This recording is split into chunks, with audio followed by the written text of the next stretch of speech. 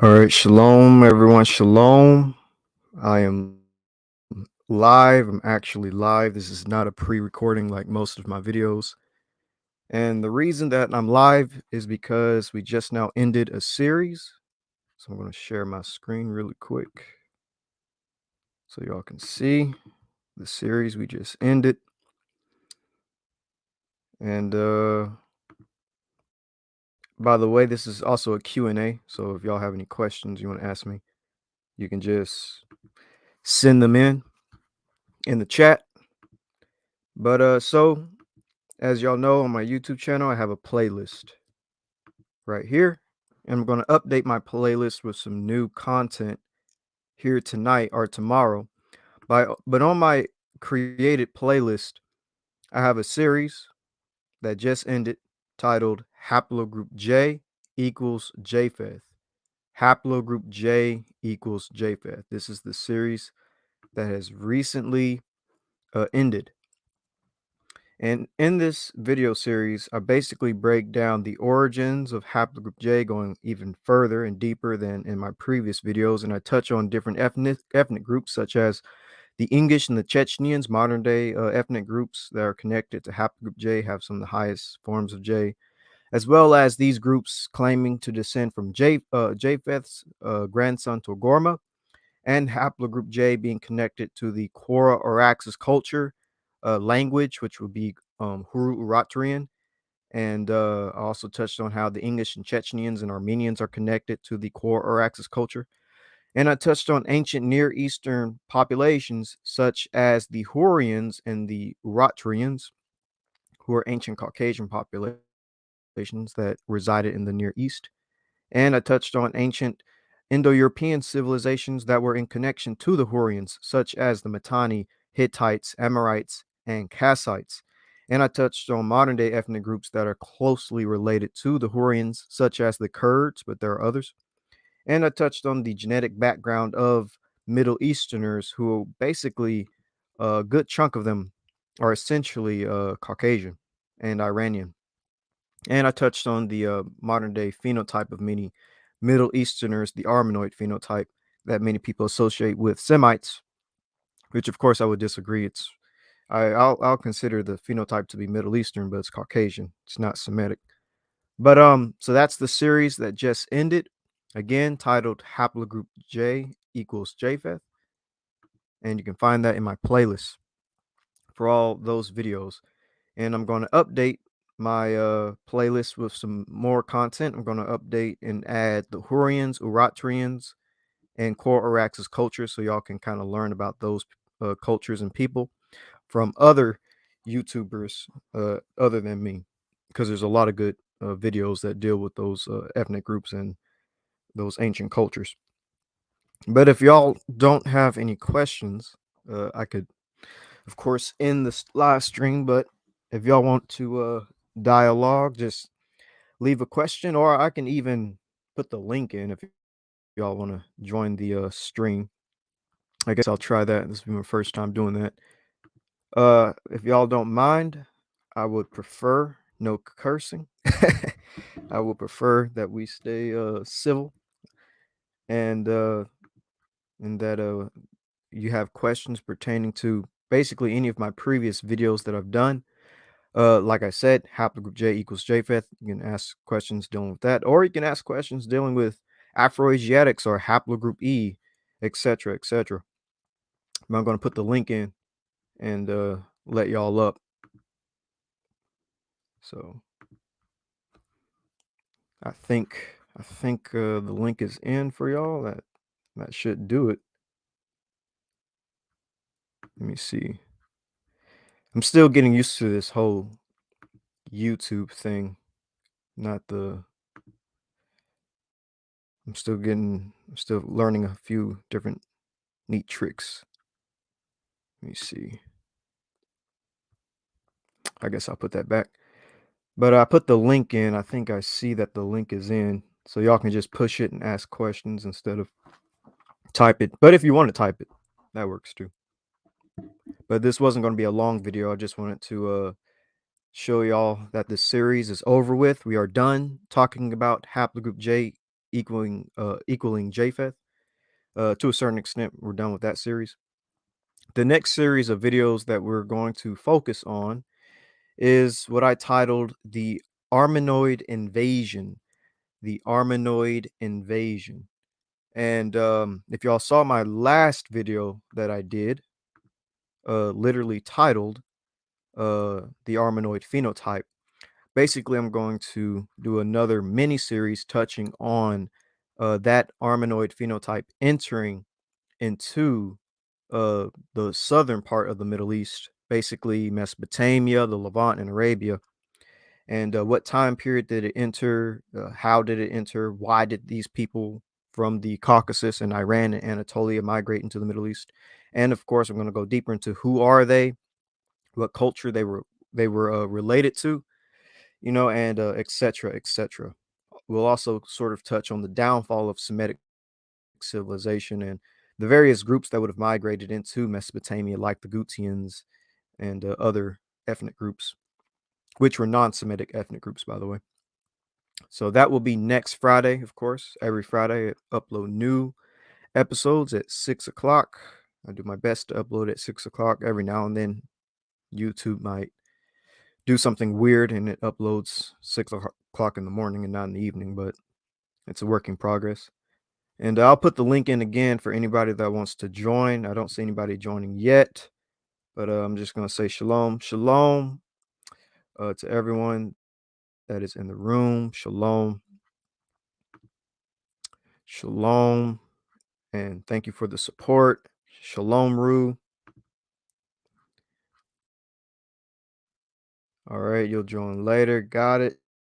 Shalom. Will I be doing an in-depth series regarding the diaspora? Yes. Actually, that's another thing. Thank you for reminding me. I will finally get into the Israelites and get into ethnic groups like the Bantu, ethnic groups like Niger Congo people, certain genomes like E1B1A and West African DNA, stuff like that. I'll finally get into that starting in May, basically when summer hits. I'm still currently in college. I'm still have a lot of homework to do, so it gets a bit difficult working on some of these videos. And I want my Israelite video series to be way more professional. Add in a little bit more animations, um, try to have everything look a little bit more cleaner and nicer. So I'll get into the diaspora, I'll get into the Israelites starting in May, the month of May, and basically the summer. So let's see what else.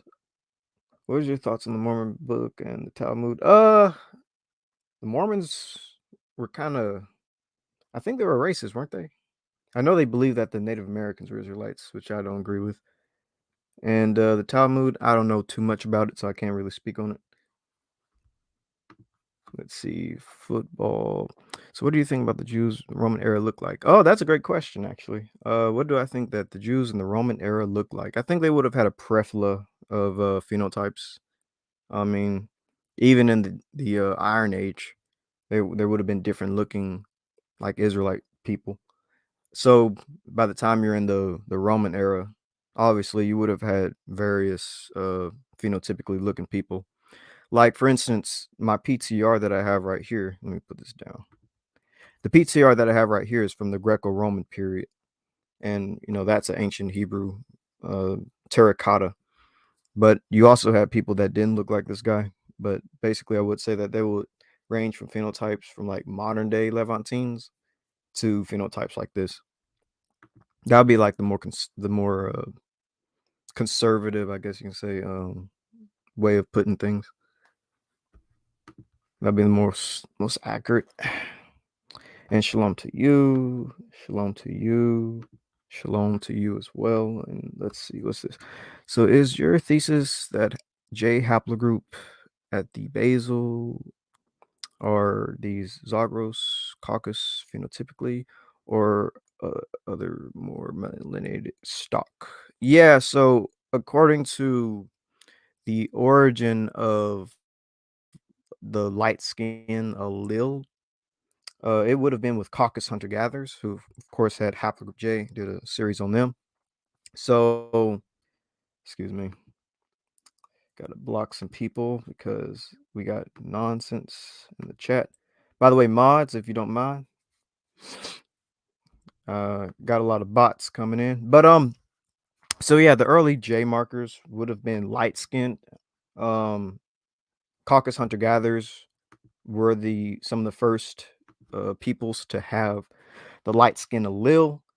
Um, and when it came to, by the time we get to like the Quora Araxes culture, which is in late copper, late copper age, early bronze age, the genetic makeup of those peoples would basically be like, uh, well, caucus hunter gatherer, Anatolian farmer, and like ancient Iranian, like Neolithic Iranian DNA. So they would not have been melanated. They would not have been dark skinned. But yeah, great question. Hopefully, I answered it. I don't know if I answered that question completely correctly. But yeah. Ah, it's gonna be a long night with these bots. Let's see another comment. When do you think haplogroup X and K came into the Levant? That's a great question. I don't study the mitochondrial DNA too much. I studied mitochondrial haplogroup L2 and L3. And I know L2 was in the Neolithic Syria. I know L3 was in like I think also Neolithic a Neolithic uh Levantine sample. But I haven't looked into haplogroup X, which I know it's seen pretty heavy in Anatolia, modern day Turkey, and of course in modern day Native Americans. Mitochondrial K, I can't I don't know. That'll be something to study. But I don't look into the mitochondrial DNA too much. I typically try to follow the Y DNA because most of the it's mostly men who did a lot of traveling, so that's why I look into it when it came to the ancient world. And of course, when we were looking at Abraham, Isaac, and Jacob, it's mostly a paternal lineage. But when I get the chance, I'll probably look into the X and the K. That'll be kind of fun. Find your lessons very interesting. Thank you for the support. Thank you. And for everybody that's new, that's coming in, ask whatever questions you want. This is a Q&A, and also just updating y'all. I just ended a series. Let me go back to this. Just ended the series. Haplogroup J equals J5th. A new series will be coming out dealing with the Armenoid invasion. Basically, the Armenoid phenotype entering into the Near East, or the Middle East, should I say. Let me see. Another question. Oops. I accidentally skipped the question. So K is Afroasiatic, lots of melanin. Interesting. Okay. I'll definitely have to look into mitochondrial K. It's a very interesting one to look into from the sound of things. So there was one Palestinian and one Ashkenazi Jewish person who had, yeah. So you do find mitochondrial L2A in, and surprisingly, a lot of Ashkenazi populations in places like Poland and such. You can find it in Yemeni people, find it in Arabs, and so yeah, it's not too surprising to see it in Reddit, on the 23andMe Reddit. It's a good place to find interesting DNA samples. Shalom Elkum. Who were the early Greek haplogroups? Early Greeks. That's a very great question. So early Greece, from what I'm looking at, and I could do a deeper dive on Greece. Early Greeks would have had like, I'm just going to say four haplogroups that I've seen when it came to ancient Greeks. The two most prevalent ones is haplogroup E and haplogroup J. I have a theory when it comes to haplogroup E being among the Greeks, specifically E-V13. But then you see haplogroup J also entered into the Greek population, and they carried ancient Iranian DNA as well as Anatolian and Caucasus DNA. And then you're going to find some R markers, and I wouldn't be surprised if you found I as well, because I was in places like Sardinia in the southern Mediterranean. So basically, basically like what Asiatic line said. I just named those haplogroups actually. E, R, I, and J. Yep. So thank you for the posting videos. Yeah, yeah. Thank you for the support. Yeah, I'm gonna try to get these videos a little bit more professional looking and a little bit more professional sounding. I need to get a new mic and stuff, and I need to upgrade a couple of things. But thank you for the support so far. I'm gonna definitely try to make things get more crisp. Let's see. There are multiple Ashkenazi and Israelis with L2A. That is correct, Rue. There are various Jewish populations with mitochondrial L2A, L3, and etc. Let's see what's the next one. Do you have any papers on the genetics of the Tyrion culture population? So the Tyrion culture, that's like a northeastern Africa. I haven't studied the Assyrian culture too much. I started studying the Harithian culture because the Harithians are connected to Proto-Semitic speakers. But I can look into the the Assyrian in the future. I've heard Ngozi or Amir uh, talk about the Assyrians, so maybe I'll check them out next. Uh, Great point. Yep. Was the Israelites in Egypt was the Israelites in Egypt when there was a R1B pharaoh on the throne? You definitely could have had R1B haplogroups in Egypt around the time of the Exodus. Now, the pharaoh that had R1B would have been Akhenaten, and I believe Tutankhamun or King Tut.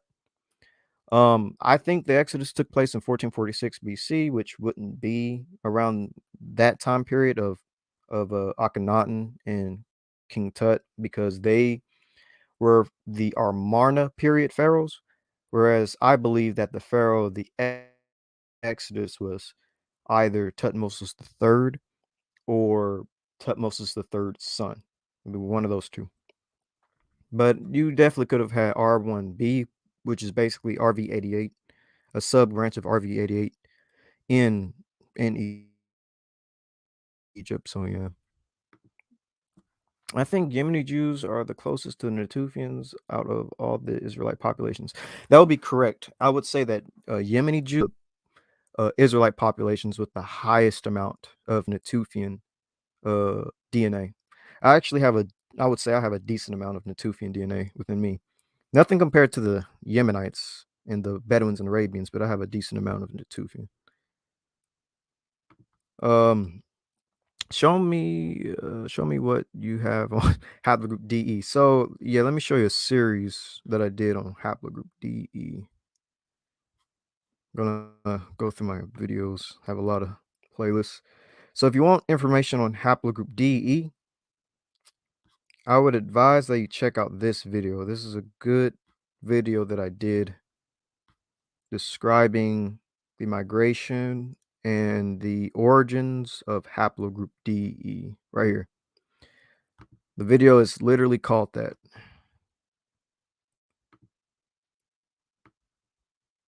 Back up. The origins of Haplogroup DE. Let me see if I actually have that in the title. Oh, it doesn't seem that I have it in the what you call it, but I have it right here. The origins of Haplogroup DE. This will kind of give you a nice breakdown of where DE came from, which a lot of evidence basically points to uh, the Near East, the Middle East, and that's because you find a lot of D in like East Asia.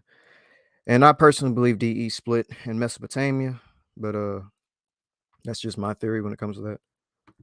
But let's see. I love your humbleness statement. Thank you, thank you, thank you. Amenhotep III, Akhenaten, and King Tut. Yep, they're the ones with R1b. That is the Amarna period pharaohs, or Amarna period pharaohs of the 18th dynasty. What was? Yeah, we don't know who Tutmosis III's Y haplogroup was. We haven't tested his DNA. But with that being said, well, actually, no, I'm not going to get into what I was about to say. But yeah, we haven't tested his Y DNA. Yep, that's facts. Yes, you can. Let me put the link in. Let me see. So copy and paste. And there you go. Y'all should be able to join now if y'all want to dialogue. And like I said at the beginning, try to keep everything professional. We're going to speak professionally on this channel because I have people of different ages and such watching. So, did you see the rubbish video? Yeah, I saw the video. Yeah, I saw it. There was a lot of inaccuracies, so it is what it is. But yeah, I saw that video. I can't find your video when you did, Jay. I think. Oh, sorry. Hold on. The bots have returned, but mods, if y'all don't mind, I need a little bit of support with the bot issue. Yeah, I don't know why people. I don't know. I guess that's the method that people are using to get rid of my channel. But so let me read this question. I got distracted for a second. So I can find your video you did, I believe, on group J, I think, and you had a clip of two professors discussing E1B1B and E1B1A and their ancient ancestors in Egypt. Yes. So that video, I'm going to let you up in a second, Cherry. It says I can't let you up because it says you need to connect their mic / cam before you can add them to the stream. So let me see if I can do that. Yeah, I'm still used to this whole YouTube thing. So, all right, I'm going to answer this person's question. Then I'm going to try to let you up. So that video that you're referring to is from Dr. Nathaniel Jansen and Kent Hovind, and I'll try to find you the video. It should be within this. Let's see. If I remember correctly, it would have been in my Haplogroup E versus J series, one of these videos. But we're going to go to the shorter videos because maybe it'll be somewhere in here. Excuse me. So let's see. So it's not in this one. It might be in this one.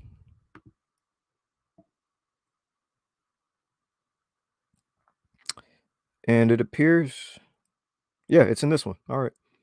So if you want that video, if you're still there, it's right here, titled Reasons Why Haplogroup E is Proto-Semitic and Haplogroup J is not Semitic in origin. Check out this video if you want the video dealing with basically what Nathaniel Jensen said, haplogroup E1B1A and E1B1B coming out of Africa into the Middle East, and then E1B1B being the Arab Muslims going into North Africa, sort of like a back and forth migration. But then the J markers came in and pushed E1B1B out.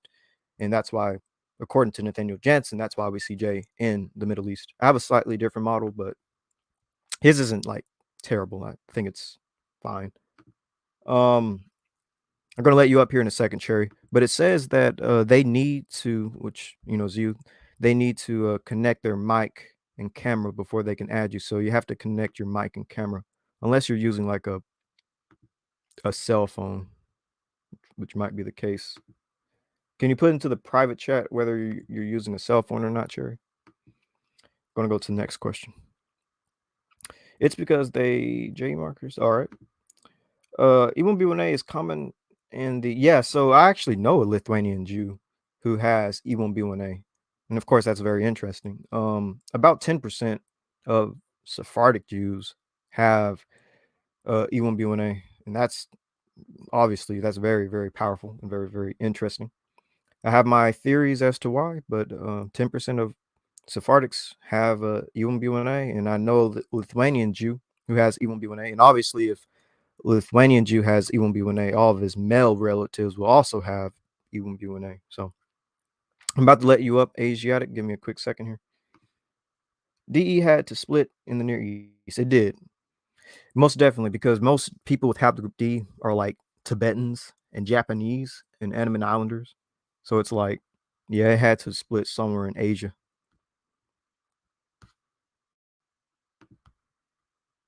Yes, yes, I always try to keep things professional. Shalom, shalom, shalom to you. Speak on the Moors DNA. I will in the future. I'll touch on the Moors of North Africa and Iberia in the future. The Moors were a very interesting group, but they were not homogeneous. They were or homogeneous. They were definitely a very mixed group of people. You had Arabs that were Moors. You had obviously West African groups that were Moors, and you had North African Amazigh peoples or Berbers that were Moors. So they were definitely diverse. But you did have our people that were Moors as well, I would say, based on the DNA. Yes, I have many genetic. Yeah, Ru has a lot of genetic connections with Ashkenazic populations and Arabian populations with haplogroup E, E1B1A. No problem, man. No problem. Was E1B1A let me let you up, Asiatic. Uh, your mic. Before I let you up, Asiatic, your or Afro-Asiatic 19. Your background is red. Kind of afraid to let you up, but by the way, Cherry, Yeah, your mic is still not connected and your camera, so that's why you can't be let up. I'm trying to fix that, but shalom, Afro-Asiatic. It's shalom, brother. Yes, sir. The background is it's red. How you doing, brother? Peace to you. doing good, doing good. Just doing a little quick video, you know. Yes, sir. Yes, sir. Yeah, I admire a lot of your work. Much appreciated. To explore and build and impart information, to our people. It's a beautiful thing. Um, yeah, but I agree with you that haplogroup DE would have had to have split in Asia. Or, my reasoning is somewhere about the Arabian Peninsula um, to rectify the Nubian complexes of Oman and other parts of the Arabian Peninsula. We see Nubians in Arabia over 100,000 years ago. And I believe, according to the current data, that that would force the DE split into Asia or somewhere near the Arabian Peninsula, possibly Mesopotamia. Yeah, I would agree. I think Mesopotamia is a really great spot. Of course, that's where the Tower of Babel likely was. So that's Mhm. mostly Right. why I posit, Mesopotamia. But yeah, I fully agree. Yes, sir. And Mm. shalom, Minister Casey, by the way. Peace and blessings to all. Can you hear me? Yes, you're loud and clear. Okay, thank you so much for having me on. Just want to jump on right quick because I saw you were live.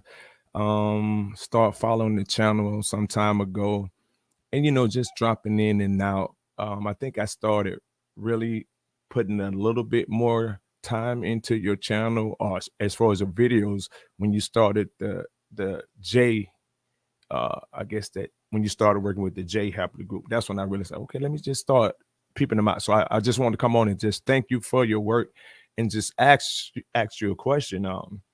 Do you get your information yourself or you're part of a team? You know, it's just some questions, a lot of questions that I probably wanted to ask that, it may not be the time for, because I was just interested in how you got your start in doing what you're doing and then how it transformed from you just doing it to now you're actually putting this information out on a YouTube channel. Yeah, thank you for the question. So it was both basically. Some of my work comes from, myself just doing research, reading books and papers, but I am part of a team called Yap Gang. And, we talk as well and give each other papers and such. But yeah, it was a very long process when it came to figuring out Haplogroup J, its origins, who it's connected to in ancient times, who it's connected to in modern times, and why, and its distribution and such. So yeah, thank you for the support, by the way. Yeah, and then that kind of leaves me, and I apologize. Is the other brother still up here? I don't want to overstep him because he was here first and he was speaking. Yes, sir. Peace to you, brother. I'm fine though. Thank you, brother. Okay, that would lead me to the question. Not that I have had ulterior motives, but this would lead to one of the more not serious questions. Because some people have different agendas, and I heard you mention in your statement earlier that you do it for past, and you're looking at the whole migration period, so you can tell who was who then and who is who now. Some people are have different agendas, and they could take this information, use it, or misuse it. Could you see that being a problem? Yeah, I already actually know somebody who's going to try to misuse my work. If you're familiar with the guy on Facebook called Jacob Israel or Hebrew Israelism, or what's his other? He has a whole bunch of sock accounts, Judah George, etc., etc.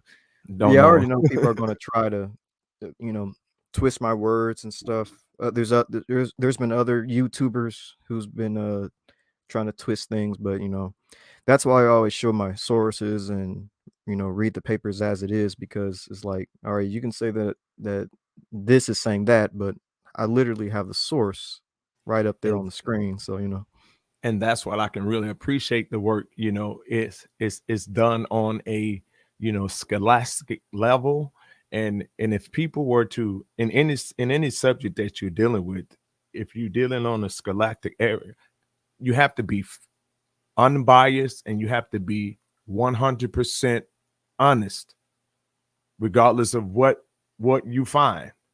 You have to be. And so I can just appreciate that, man. Thank you so much once again for letting me speak and be up. I will continue to follow and support. Like to have you on my show one day as well. So maybe we can I'll if you got an email address, you can drop it in the oh yeah, chat, and then definitely. I'll send your email later. Bless you. Yeah, I put my Bless you too, sir. email in. Thank you for coming on. Yeah. Let me put my email in really quick. Let me move this. Oh, you can go ahead, by the way. Afro-Asiatic. I talk to myself a lot, so. Okay. Yeah. Another question too. When we see that R1B and Amenhotep III, uh, Akhenaten, as well as King Tut, um, do you see that as relevant to Akhenaten's declaration of one God? Do you see any relevance to that R1B? Him obviously standing up and proclaiming one God. And do you see any relationship to the one God of the children of Israel or anything of that sort? So Akhenaten having R1B, and that having to do with his monotheistic beliefs. I'm trying to make sure I answer your question correctly. My bad. Yeah. In the sense that R1B is a, Middle Eastern or Eurasian marker, and on the throne of Kemet in the 18th dynasty is clearly melanated, and all of the strife that went on in Kemet at that time, and also just a little bit of Kemetic history.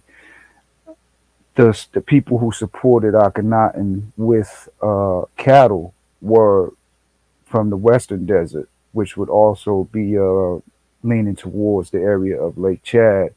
And we know those Libyan populations that were in the Western Desert of Egypt.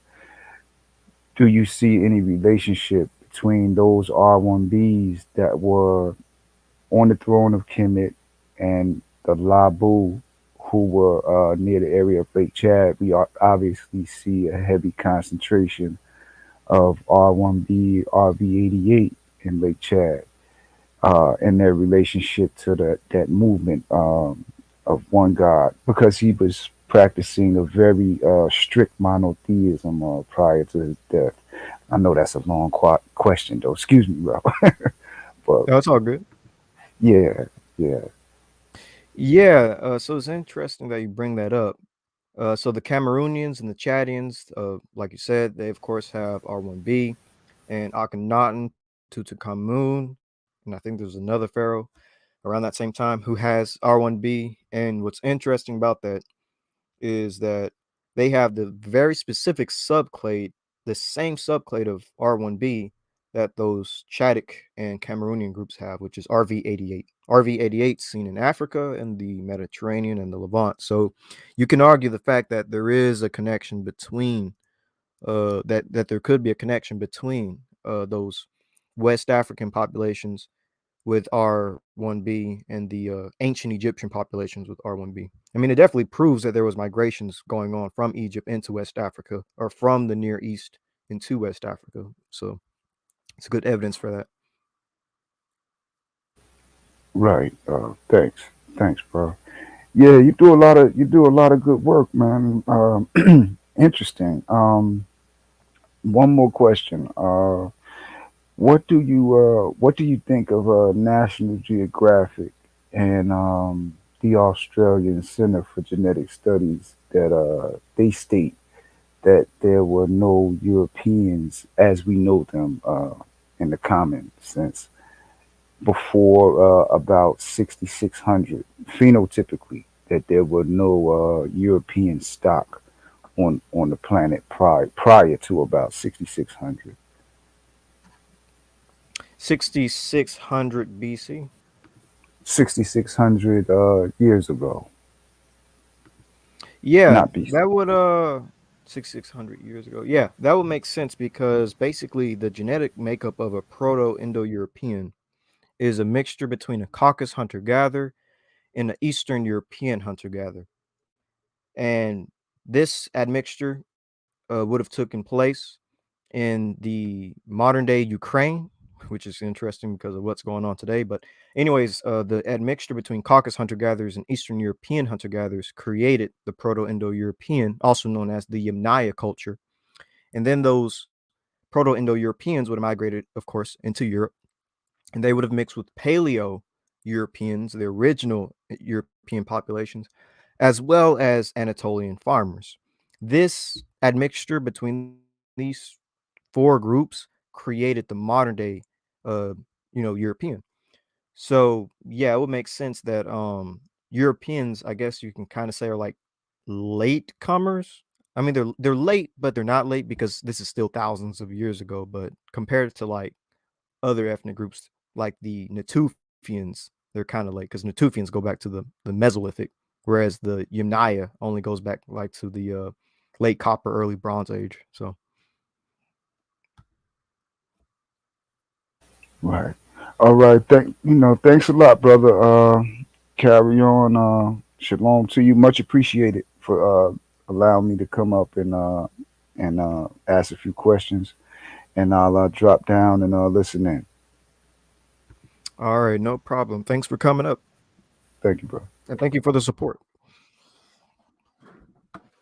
Shalom, Ru, brother Ru, Aki. All right, I'm gonna read this comment real quick. Was E1B1A phenotype the same as E1B1B phenotype in ancient times near the split, and what changed to make the phenotypes different? That's an excellent question. That seems to be a question that's asked a lot. I do think that E1B1A and E1B1B's phenotype was the same. Basically, I have like a couple of different ideas on how their phenotypes could have been. So one idea is that maybe the early phenotypes could have been more like an Ibero-Maurutian, which is like in North Africa, Neolithic North Africa, or maybe the phenotypes looked more like a Natufian, or the phenotypes could have looked more like Ramses III, or they could have looked like Arabians and Bedouins and Yemenis, the darker ones specifically. So basically, the phenotypes would be like peoples of both sides of the Red Sea region. I would say is the best example for these early E marker phenotypes. Then again, I guess it depends on how early we're talking about. The further back you go in history, the darker people get. Like in the Mesolithic period, people were dark by default. Like you was going to be dark skinned no matter where you are on the planet. But yeah, I would say both sides of the Red Sea is probably a best example of what early E markers would look like. And by early, I'm saying like late Copper, early Bronze Age, before they started mixing with people with the light skin alleles. Lithuanian. Oh, that's to you, Rue. All right. Rue Smith, that's your team. If Abraham was E-P2, could E? Yeah, so if Abraham was EP2, could E1B1A be Edomite as well as Israelite? So that's a great question. There's actually various different models that you can have when it comes to Abraham and whether he's E-P2 or not. And thanks to Razib Khan, he really got me thinking about the early Israelite population and the fact that they could have been E-P2s and later on split into different branches, because that's something that Razib Khan sort of like touched on and said. And so I would say that, there is a possibility that E1B1A could be Edomites, but there's also that same possibility that they aren't Edomites, that they could just be legitimate Israelites. Either way, they both would be Semitic. They both would be Hebrews. They both would descend from Shem. They will descend from Abraham. Either way, so. But I have my theories for E1B1A, and I don't believe it's Edomite. I believe E1B1A. I can't get into it yet because I have to get into the Israelites. So I won't go into who E1B1A is, but I do believe it's it has a very good tie to Israel. I just have to actually prove it through a presentation format. That was from Rue. Oh, he was talking to somebody else. Shalom to you as well. Shalom. And so I think this is a new comment. Were you the brother who questioned Teo Haplogroup G map a couple of years ago? I think that when I started looking for you on YouTube after I saw it. Yeah, I'm actually that person. Yeah, I'm but during that time I went by the name of the lion that devoured the coward. And it's funny because Teo believes that I was talking about him, but actually on YouTube before I saw that inaccurate video that Teo did back then, I was talking against like people who said all of the Egyptians were white and all of the Hebrews were white.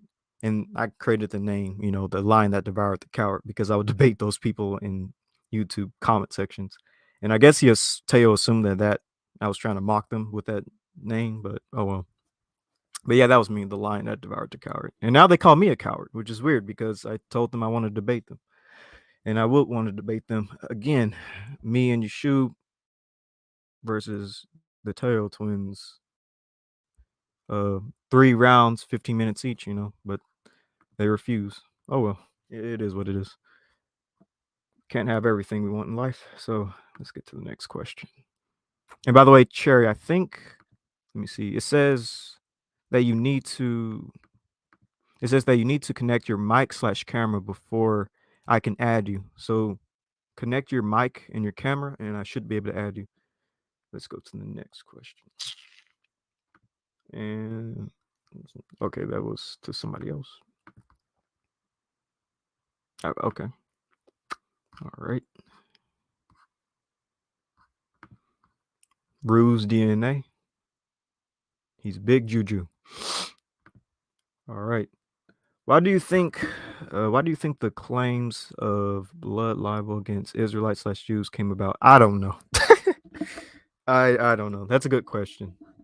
That's a question that deals with history, I guess. But I don't know. It's a bit of a political question as well. I might add. And mods, if y'all don't mind, got to get rid of some of these crazy bots. I don't know why these bots are coming in. Shalom to the new people that are coming in. Shalom, shalom. Let's see. I think I'm almost close to catching up with the comments. What is this? Are the modern Arabs the same then as the historical Arabs? I would say that's a very interesting question, because I guess there's different ways you can break it up, because you can think of an Arab as in like culturally an Arab, someone that speaks Arabic, someone that practices the Arab culture. Um and then there's the idea that, the first people who became the inhabitants of Arabia. So I'm going to go from that route, the more genetic route. There are modern day Arabic people, or Arabians, as I call them, that descend from the Proto-Arabian populations.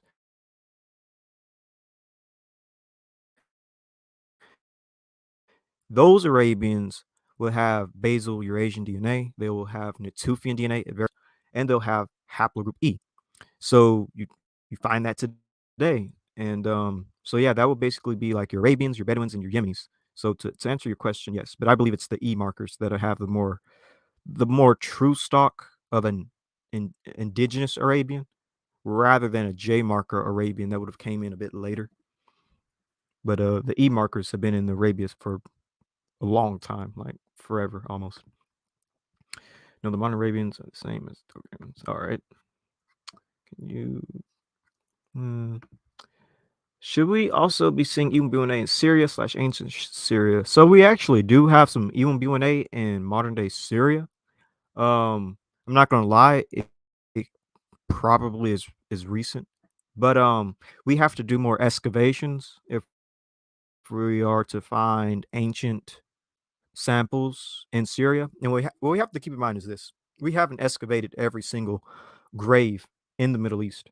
Like, a lot of people, I think, assume that we've dug up every grave there is to find in the Middle East, and we already know who everybody is, but that's just not the case. Like, even in Egypt, we recently found like a new tomb that's like, I think, 4,000 years old or 5,000 years old. We recently found a tomb. The article just came out. So when it comes to places like Egypt, places like the Middle East, we are still digging. Archaeologists are still digging. They're still finding remains. They're still finding tombs. They're still finding ancient cities and such. And we got to test those remains when we find them. So for now, I have to say no. We haven't found E1B1A in ancient Syria, but we have found a lot of E1B1B in ancient Syria.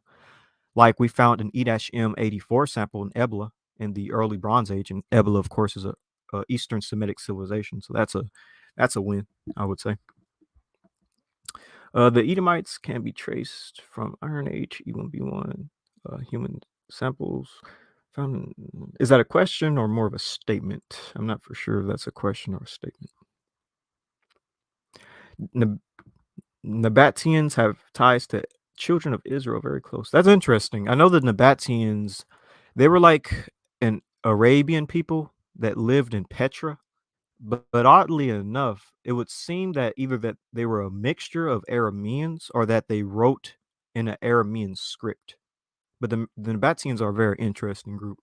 It's like they're Arabian slash Arameans, or maybe they're Arameans that sort of like adopted Arabian, or they're an interesting group. I've heard a lot of different theories on who they were.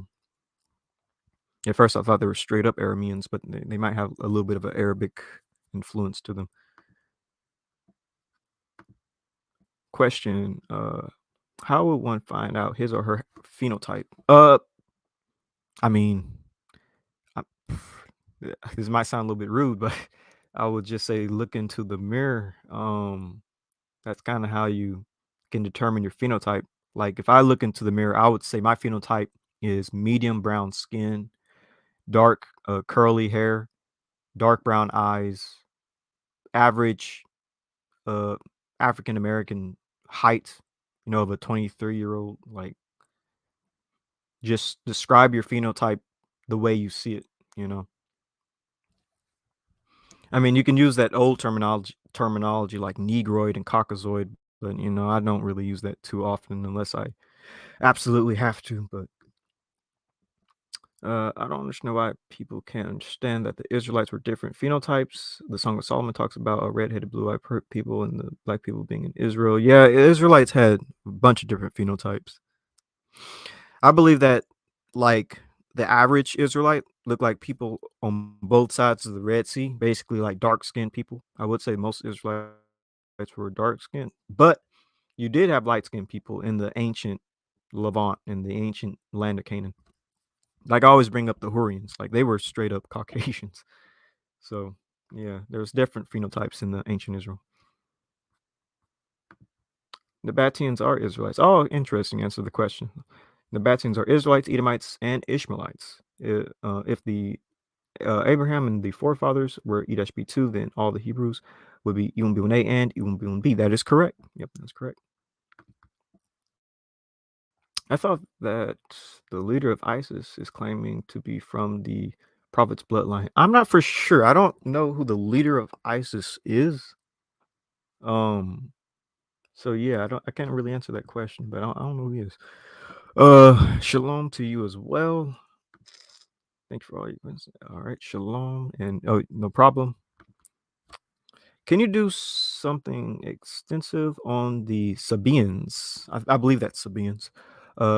Maybe even tackle ancient Sabians and Sabians of Hurrians. I don't want to get that word wrong. Are you talking about the Sabians, or are you talking about a different ethnic group? Like, I'm assuming that's Sabians. If it is, I actually did do a series on the Sabians, and I will do another one. I guess I can pull it up. Let me go ahead and pull it up.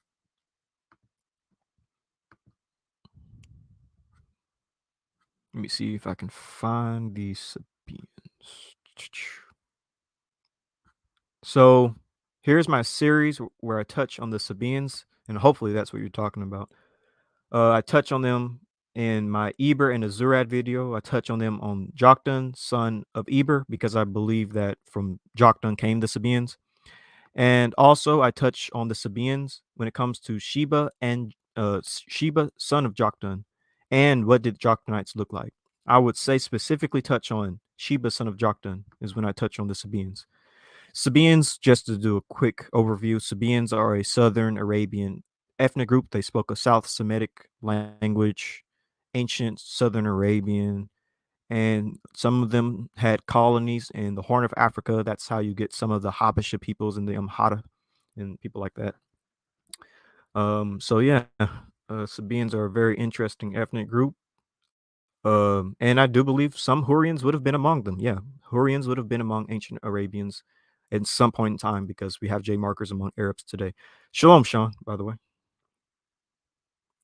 By the way, I can't hear Sean or Ruth, so I don't know if there's something wrong on my end. Give me a quick second here. No, I'm here. I'm here. Shalom, family. I'm sorry. I just jumped on and I'm trying to get myself together.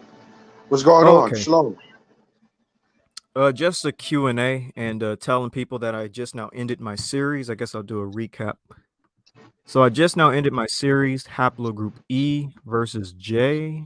Excuse me, not Haplogroup E versus J. That's something else. I just now ended my series, Haplogroup J equals Japheth. Sorry about that. Haplogroup J equals Japheth. And so my next series is going to be the Armenoid invasion. The Armenoid invasion. And in my last video, I talked about what the Armenoid phenotype is. I'm going to explain in my next series when that phenotype entered into the Near East and who, what ethnic groups belong to that phenotype. And I'm going to touch on, deeper into the core Araxes culture and deeper into other ethnic groups that I haven't mentioned, like the Gutians, who actually collapsed the Semitic empire of Akkad. Non-Semitic people collapsed ancient Semitic civilizations in Mesopotamia. But yeah, that's what we're talking about, Sean. Go to the next question. Kind of. All right, so When did woolly hair people first appear, and where have their remains been found? The reconstructions of pre-Homo sapiens sapien all have straight hair, not kinky. Yeah, that's a good question. I never really. Well, actually, I have looked a little bit into woolly hair. It would seem like woolly hair basically is in Africa and in the Near East or the Middle East. Now, how did it come about? From what I remember, and don't quote me on this, but from what I remember, woolly hair kind of comes about because of like tropical environments. But that's going off the top of my head. It's either tropical environments or it could be desert environments. It's one of the two. Obviously, it's definitely not going to be cold environments, but it's either desert or it's tropical. And I can't remember off the top of my head, but that would be something to look into. I have to touch on that in the very, very long future. Can you prove your Israel through autosomal? Everyone wants to know. That's a great question. I've actually said this before many times in the past. I have no issue with autosomal DNA. With that being said, autosomal DNA only goes back 8 to 10 generations. So you can have some issues with that. This is why I tell people I use both autosomal DNA and Y-DNA and STR analysis. And let's see what else. And PCA plots and raw DNA data. And let's see. I think that's it. Yeah, so I use various DNA methods. A lot of people seem to believe that Yap Gang or that I only use haplogroups and that I discount autosomal DNA. I use haplogroups, autosomal DNA, STR analysis, PCA plot, and not probably leaving out like raw DNA data and that as well. So those are the 4 DNA methods that I use, and there's probably a 5th one that I can't remember off the top of my head. So I use pretty much everything to my disposal. Okay, that's not to me. I know how it works. That's somebody else. Aren't the Berber Arabs also known as Afro Arabs? I don't know. I kind of would assume Afro Arabs. Well, actually, I will say yes and no. In a way, you could say that Berber Arabs are Afro Arabs in the sense of Arabs being in Africa, if you want to go that route. But so yeah, I'll say kind of yeah. Good question. Nabataeans are very dark in complexion. Yeah, I heard about that. Like, old sources talking about Nabataeans being dark skinned, and that would make sense. Nabataeans were an Arabian population. Like I said, they could have been Aramean as well, but they were an Arabian population. If they were straight up Arabians, then they definitely could have been dark skinned because a lot of the Arabians and a lot of Bedouins are like the dark skinned Middle Eastern people. The U.S. is currently bombing Syria, so there won't be much. Yeah, that's very unfortunate. Yeah. If all those wars stopped in the Middle East, we'll have people out there digging, but it's kind of hard to get an archaeologist out there when there's shooting and bombing going on. You don't want to risk your life. Can you go into the Shashu of Yahoo? So, yeah, a lot of people have been telling me about the Shashu, and I will touch on them when I get to the Israelites. I kind of don't care much about the Shashu as much as the Habaru. The Habaru are a little bit more interesting to me. I would say that the Shashu are, well, let me just put it this way. All Shashu and all Habaru are not Hebrews, but some Shashu and some Habaru are Hebrews. But Shashu and Habaru can be other ethnic groups as well within the Levant. It's just a general word because Habaru just means like slave and bandit and stuff like that. Shashu, I think, is a little bit similar. It's like a general term. My phenotype, Chatterman. Interesting. Chatterman phenotype. And that's the root. Okay, I got it right then. Sabians. Great. Yep, the Gutium. The Gutium are very important to study, and we will get into them. Non-Semitic Iranian people, well, possibly Iranian, Zagros people, should I say, that destroyed the mighty Akkadian Empire. Akkadian Empire destroyed by mountain men. Can you believe it? Explain STR, please. Great question. I actually did a video that discusses STR, and basically STR analysis, STR profile, STR DNA. What it basically does is give you some of the most accurate like matches when it comes to DNA. So let me see if I can find a video that can detail that, because I'm gonna let them explain it, because I feel like they can explain it way better than me. So let me play this video.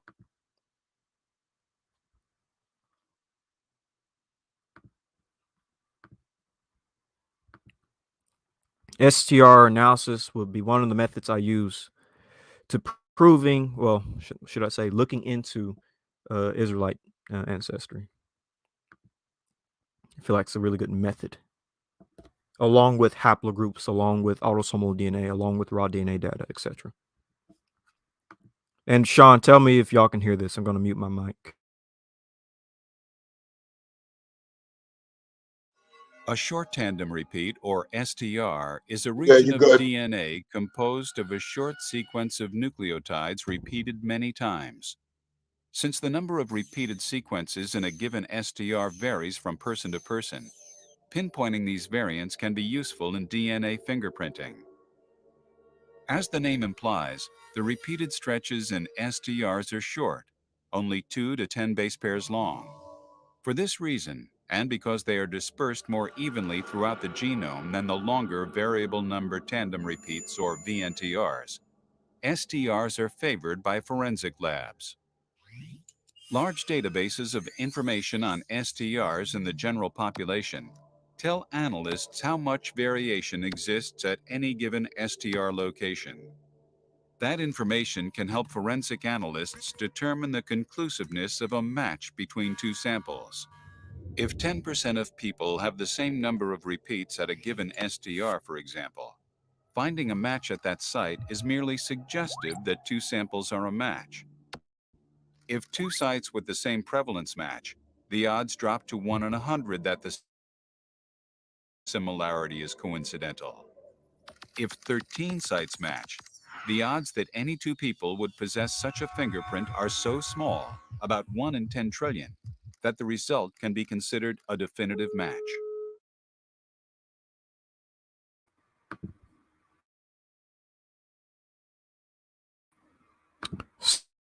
So that right there is pause that. That right there is an STR profile. The result can be considered a definitive match. Sorry about that. So that is a STR DNA, and that's one of the methods I'll be using. It's a very good method. And let me see. I think I may have lost my place a little bit. And let me just throw up the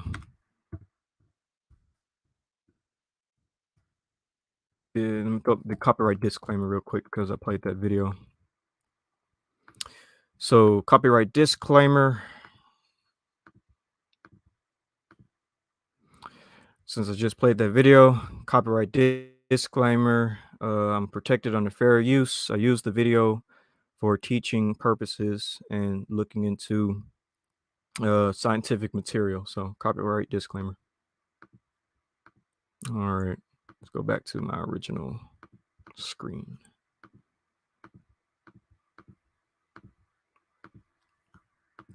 Protected under section 107.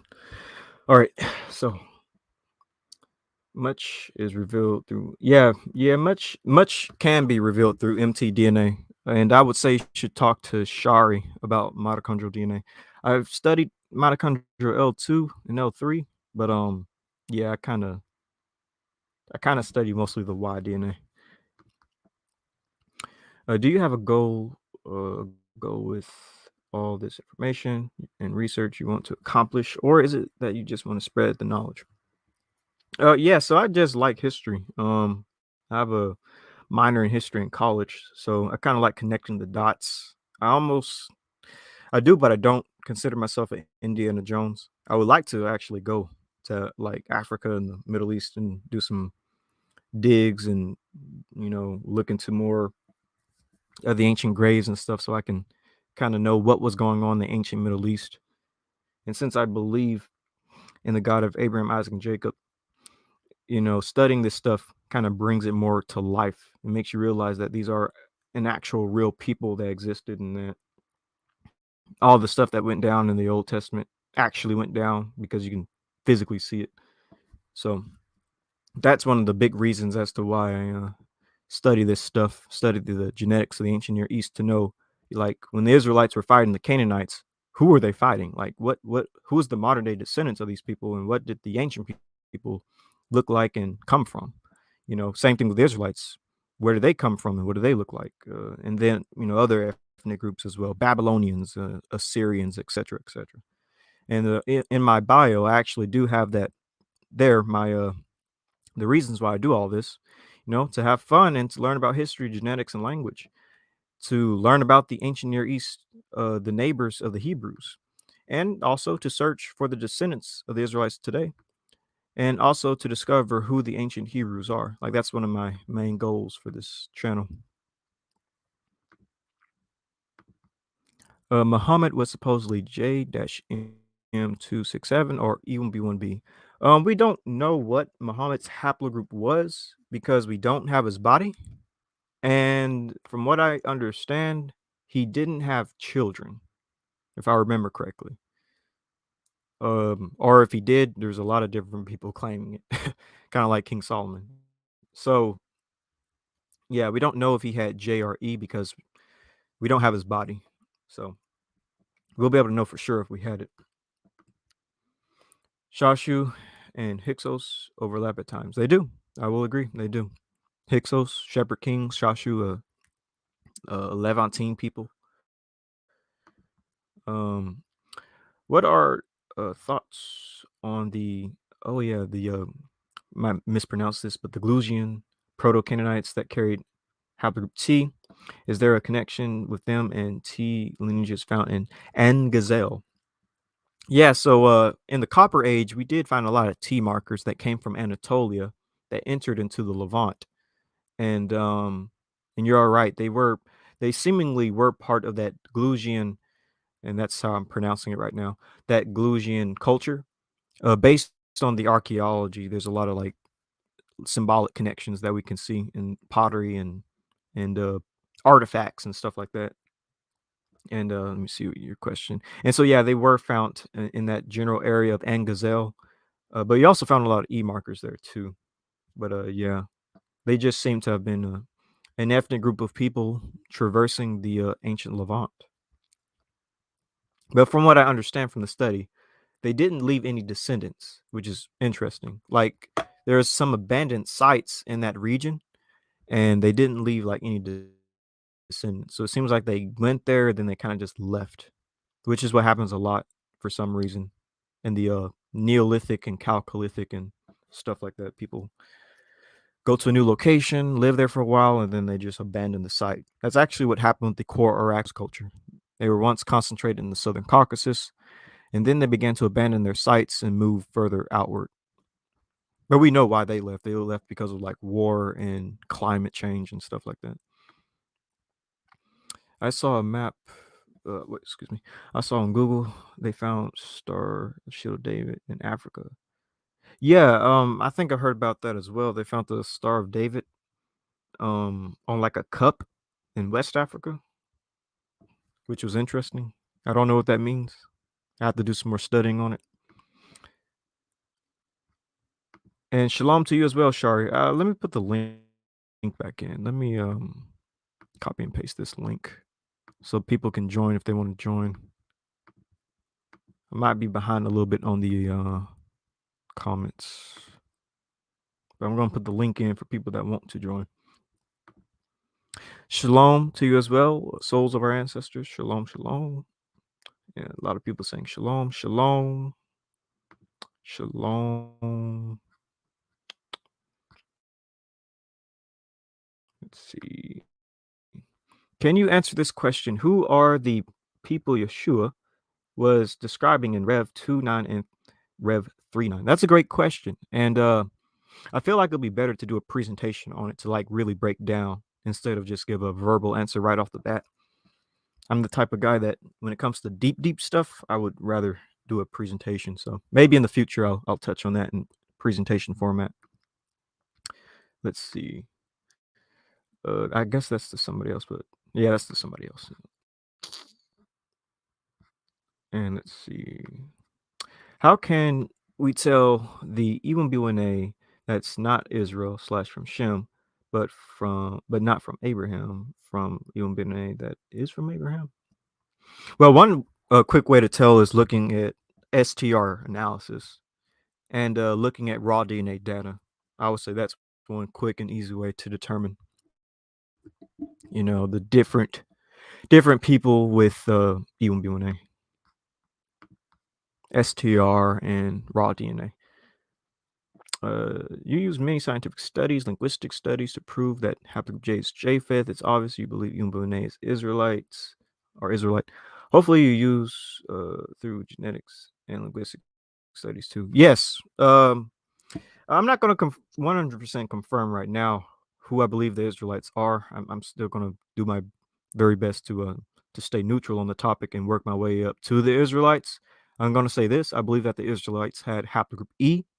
I believe E1B1A, E1B1B, they're both descendants of E-P2. So I'm looking at both haplogroups to see, which one has the best chance of being an Israelite. Perhaps it's both of them.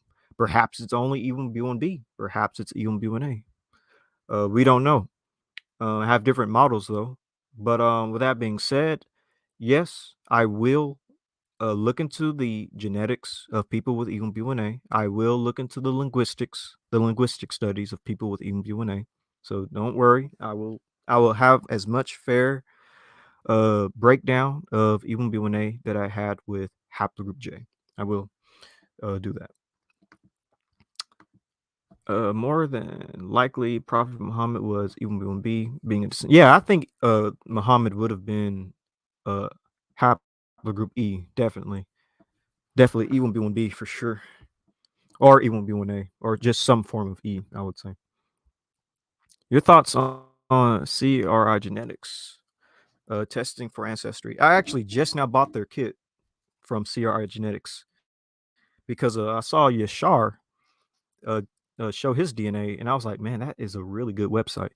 So I want to check it out, and I bought it, and I'm going to reveal my DNA. When I get done with the Israelite presentation, I'll show my DNA and sort of give like a breakdown on how to use these different tests and what do different tests mean and which one's better and which one's not good. It's Jacob, but that's an interesting theory. I have a different theory, but that's an interesting one. What's your view on the throne of Gad and the Gad stone? Yeah, I believe that the Igbos have a tradition of descending from Gad, so I'm not going to knock them on that. If they have that tradition, I'm going to just go ahead and give me a second.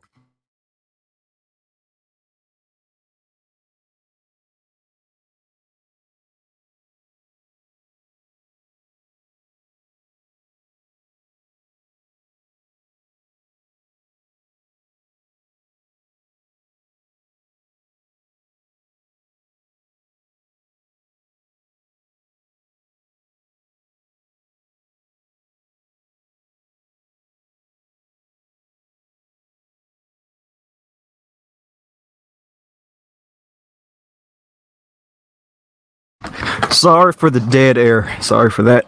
Next time I'll probably have like a clip or something play.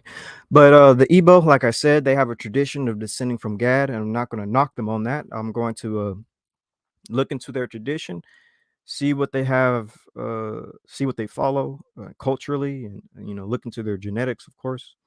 I think it makes sense for the Igbos to descend from Gad if they have that throne, and also if I remember correctly, Eldad the Danite said that the tribe of Gad entered into Africa. So there's some interesting parallels you can do with that. Give me a quick second here. Maybe Sean or Rue can kind of not not let it be dead air. I need to take care of something real quick.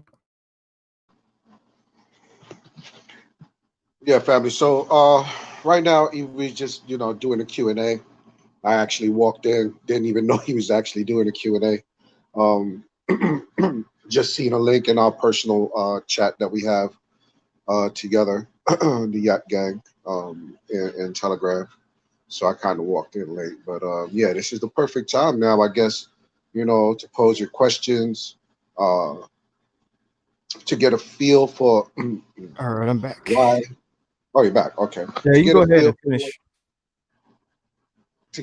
for what Avery is, why he's doing this study, why is he so passionate about it. This is a great time to ask these questions. So with that, he's back. So I'm going to pass it back to him. Thank you for not letting it be dead air, because that's not good. But so the 12 tribes is being to look like 12 haplogroups or 12 sub haplogroups possibly. Oh, that's a great question, especially when you add in the idea of the mixed multitude. Like, could they have consisted of different haplogroups and stuff like that? And all these questions will be answered when I get to the Israelite video, because the Israelites, they're a very interesting group. They lived in a very interesting time period, and there was a lot going on in the late Bronze Age, early Iron Age period when it came to like the different ethnic groups that were living there. So, but I do believe, let me put make this statement. I do believe that the Israelites, from everything that I'm looking at, they will belong to haplogroup E. Now, which subclade of that, you know, we'll look into models, some different models of which one they can belong to. But definitely haplogroup E. I don't think, because of course haplogroups a paternal line, they're a Semitic population, an Afro-Asiatic population. That's haplogroup E. So I don't think like the Israelites, like Judah is going to be E1B1A and Issachar is going to be J. Like, no. Like paternally, the ethnic Israelites that descend from Abraham, Isaac, and Jacob will belong to haplogroup E. Now, as for the sojourners, that's where things get interesting. But I'll let that slide for a second. It seems E1B1A, E1B1B have been always dealing with. Yeah, they actually have been for some reason. I would say particularly with J. Well, actually J and R, but mostly J. There really was a lot of traveling between haplogroup E and J. They were around each other a lot. I would say that makes complete sense, considering that a lot of the papers do say that haplogroup J adopted Afro-Asiatic culture and language from haplogroup E. So it makes sense you'll find both haplogroups together in most geographical regions. Although you do see haplogroup E at the highest percentage in Afro-Asiatic populations compared to J. Like most Amazigh Berbers have haplogroup E as an example compared to J. So why do scholars put the Bantu expansion before the Syrian captivity? Well, there's actually different theories as to when the Bantu expansion could have happened. So some people place the Bantu expansion before this Syrian captivity, but there are some studies that actually show the Bantu expansion could have happened during the Assyrian captivity or a little bit after this Assyrian captivity. So it kind of depends on which model you choose. There are a few different ones out there, and there apparently was likely 2 or 3 different Bantu migrations. There's like one that happened in 1000 BC, and then there's like another that happened in the AD period, which is fairly interesting.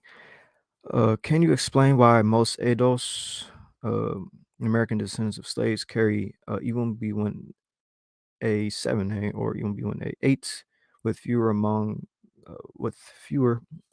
us carrying E1B1A7 or E1B1A8 when others say all 12 tribes of Israel were on the ship? Yeah, so I don't believe all 12 tribes of Israel were on the slave ships. From what I understand in history, the Israelites were scattered to the four corners of the earth. They were all over the place. They were in, some of them stayed in the Middle East, some of them were in the Mediterranean, some of them were in Europe, some of them were in Central Asia, some of them were in India. There's even accounts of them being in China. And of course, you would have had Israelites in Africa, North Africa, East Africa, South Africa, and West Africa. And according to, and kind of spoiling some future stuff that I'm going to bring out, but according to Eldad the Danite, you had different tribes of Israel enter into Africa, but he never said it was all 12 tribes. It was specific tribes. And so I believe that when it comes to those specific tribes that entered into Africa, we should be looking more into those specific Israelite tribes that he named and that other people named throughout history. So, but as to answer sort of like your next question in that, it's kind of broken up into two in my mind. So I would say that when it comes to the Israelites, wait until I do my presentation, because I don't want to like give too much away. I'm trying to stay neutral at the moment, but yeah, um there's a way you can to explain your question, especially when we get deep into the ancient period of Israel. What subclades of E3A were found among the Ibero-Mauritian and Tuvalu remains? So far, for my research, we have not found any E1B1A. That's, by the way, for people that are wondering, E3A means E1B1A. We haven't found any E1B1A samples among the Ibero-Mauritans and the Tuvalu remains. What we have found, though, is that Tuvalu populations admixed with West African populations, specifically Yoruba, and we also found some East African, Tanzanian Hadza within the DNA. But we haven't found the bodies yet. I do believe that there are even old E1B1A bodies in North Africa, because we found a Neolithic sample of E1B1A in France. How did that E1B1A sample get in France? He had to travel through North Africa. So I do believe if we do enough excavations in North Africa, we probably would find some E1B1A samples among the Ibero-Mauritans. But so far, from the Ibero-Mauritanian samples that we've tested, we have found West African DNA within their genome, which does prove that there are people were in North Africa. Very very hardcore banger when it comes to that. Didn't all Bronze Age Levantine groups have uh, Armenian / Zagros related ancestry? Also, there was no Israelite period. Excuse me. Also, there was no Israelites prior to this mixing. Why deny Haplogroup J? It's like Haplogroup eating tubes practice used in prior. All right, so I'll break that question down in a few different ways. So, didn't all Bronze Age Levantine groups have Armenian / Zagros, which is Iranian related ancestry? To be frank and to be like technical, no. All Bronze Age Levantine groups didn't have um Armenian and Zagros related ancestry, and let me explain why. I know you're typing, but let me explain why. The reason I say no is because technically we haven't found every single Bronze Age Levantine remain. There are still more graves to be dug. There are still more samples to be tested. So far, some of the Bronze Age Levantine remains we have found does have Armenian and Zagros related ancestry. I will definitely say yes, we did find Bronze Age Levantine groups with Armenian Zagros ancestry. Yes, but we haven't found every single grave in the Levant. So we can't make the assumption that every single Levantine throughout the entire Bronze Age was just Armenian and Zagros. We still have to do more digs to get the full picture. But the remains that we have found with that Armenian and Zagros related DNA, those peoples belong to an ethnic group known as the Hurrians. We found their names, we found their culture, and it was Hurrian. And the Hurrians are a non-Semitic ethnic group, and that's why I say, those J marker Hurrians that entered into the Levant, they were not Semitic. They adopted the Semitic culture and language, but they were not Semitic, initially. So to answer your second question, also there was no Israelites uh, prior to this mixing. You're correct. The Israelites are an early Bronze Age ethnic group. Those Levantine remains are in the excuse me. The Israelites are an early Iron Age ethnic group. The Israelites are an early Iron Age ethnic group, whereas those Levantine remains are they're Bronze Age. So yeah, they are in different periods. Then you say, so why deny haplogroup J? So the reason I deny haplogroup J as being proto-Semitic is because haplogroup J didn't enter into the Levant until 21,000 BC. It entered into the early Bronze Age 3 period. But Proto-Semitic speakers had been in the Levant since 4000 BC. So haplogroup J is 2,000 years too late to be considered Proto-Semitic. But you've always had haplogroup E in the Levant since the Mesolithic period with the Natufians. And then from the Natufians, you get the Harifians. From the Harifians, you have pre-Pottery Neolithic A, pre-Pottery Neolithic B, pre-Pottery Neolithic C. And from the pre-pottery period and the Natufians is when we get the first farmers, first pastoralists and agriculturalists. And these groups will begin to expand and form this Semitic culture. By looking at the farming lexicon, we were able to determine that the Natufians are the ancestors of Afroasiatic populations, which would include Semites as an Afroasiatic people. And of course, we know that the Natufians had haplogroup E. This goes into the next part of your question that I'll answer.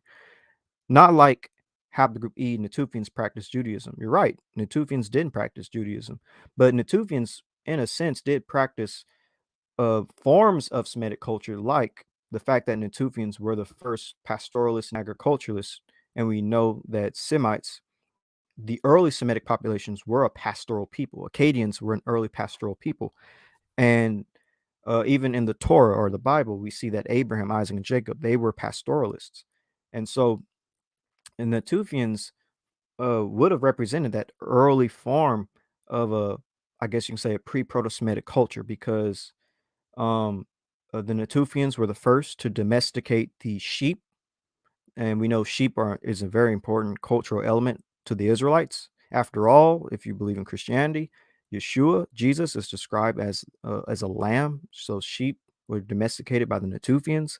Cattle was domesticated by the Natufians. What else?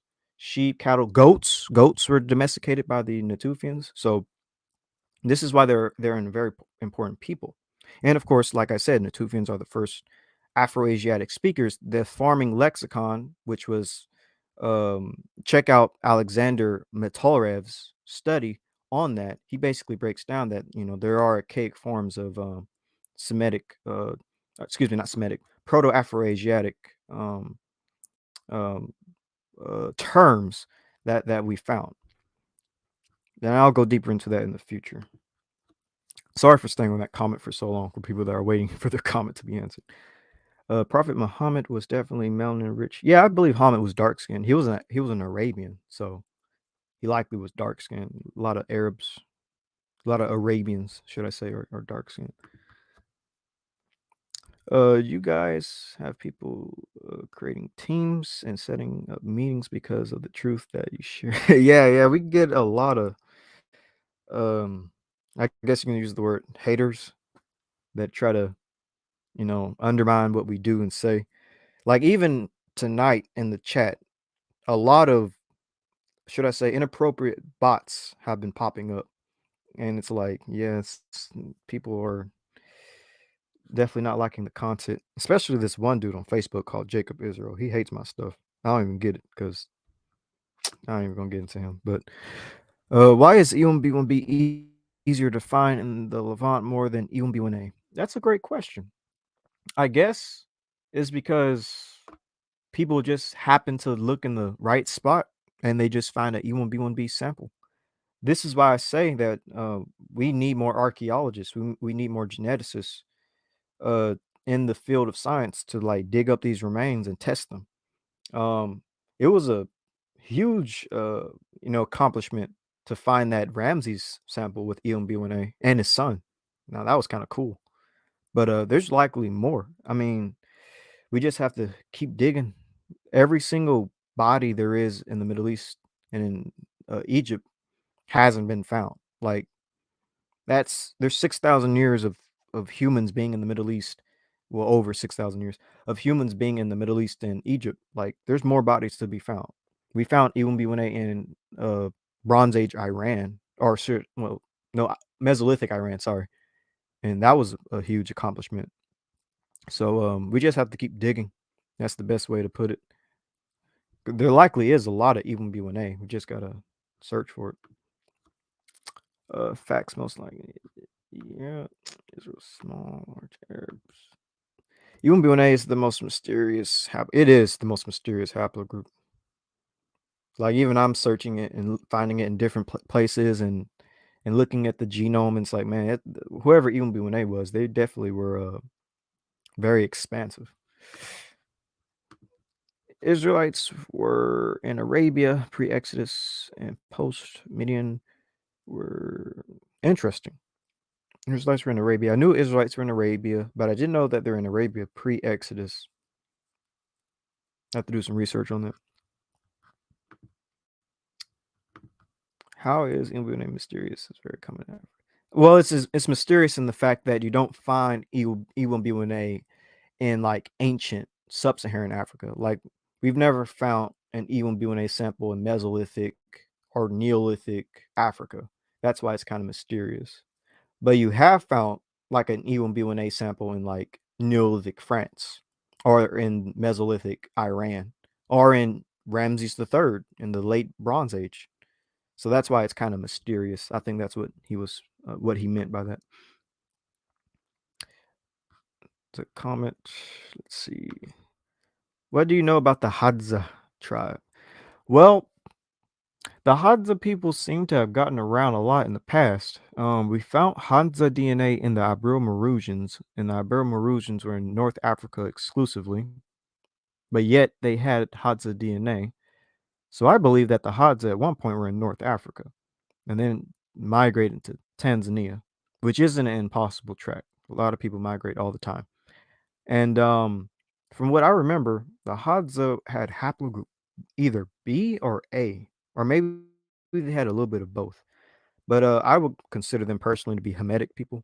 In our model, haplogroup A and B being Hamites. But nonetheless, they were an interesting group. We found their DNA in the Ibero-Maurusians, so I would say they were definitely pioneers in the sense. They were both twins. All right, so that's about Esau. E1B1A seems to pop up where it's not. So, yeah, that's true. It pops up in Mesolithic Iran, Neolithic France, literal Egyptian pharaoh. So yeah, I agree. It's popping up in all kinds of places.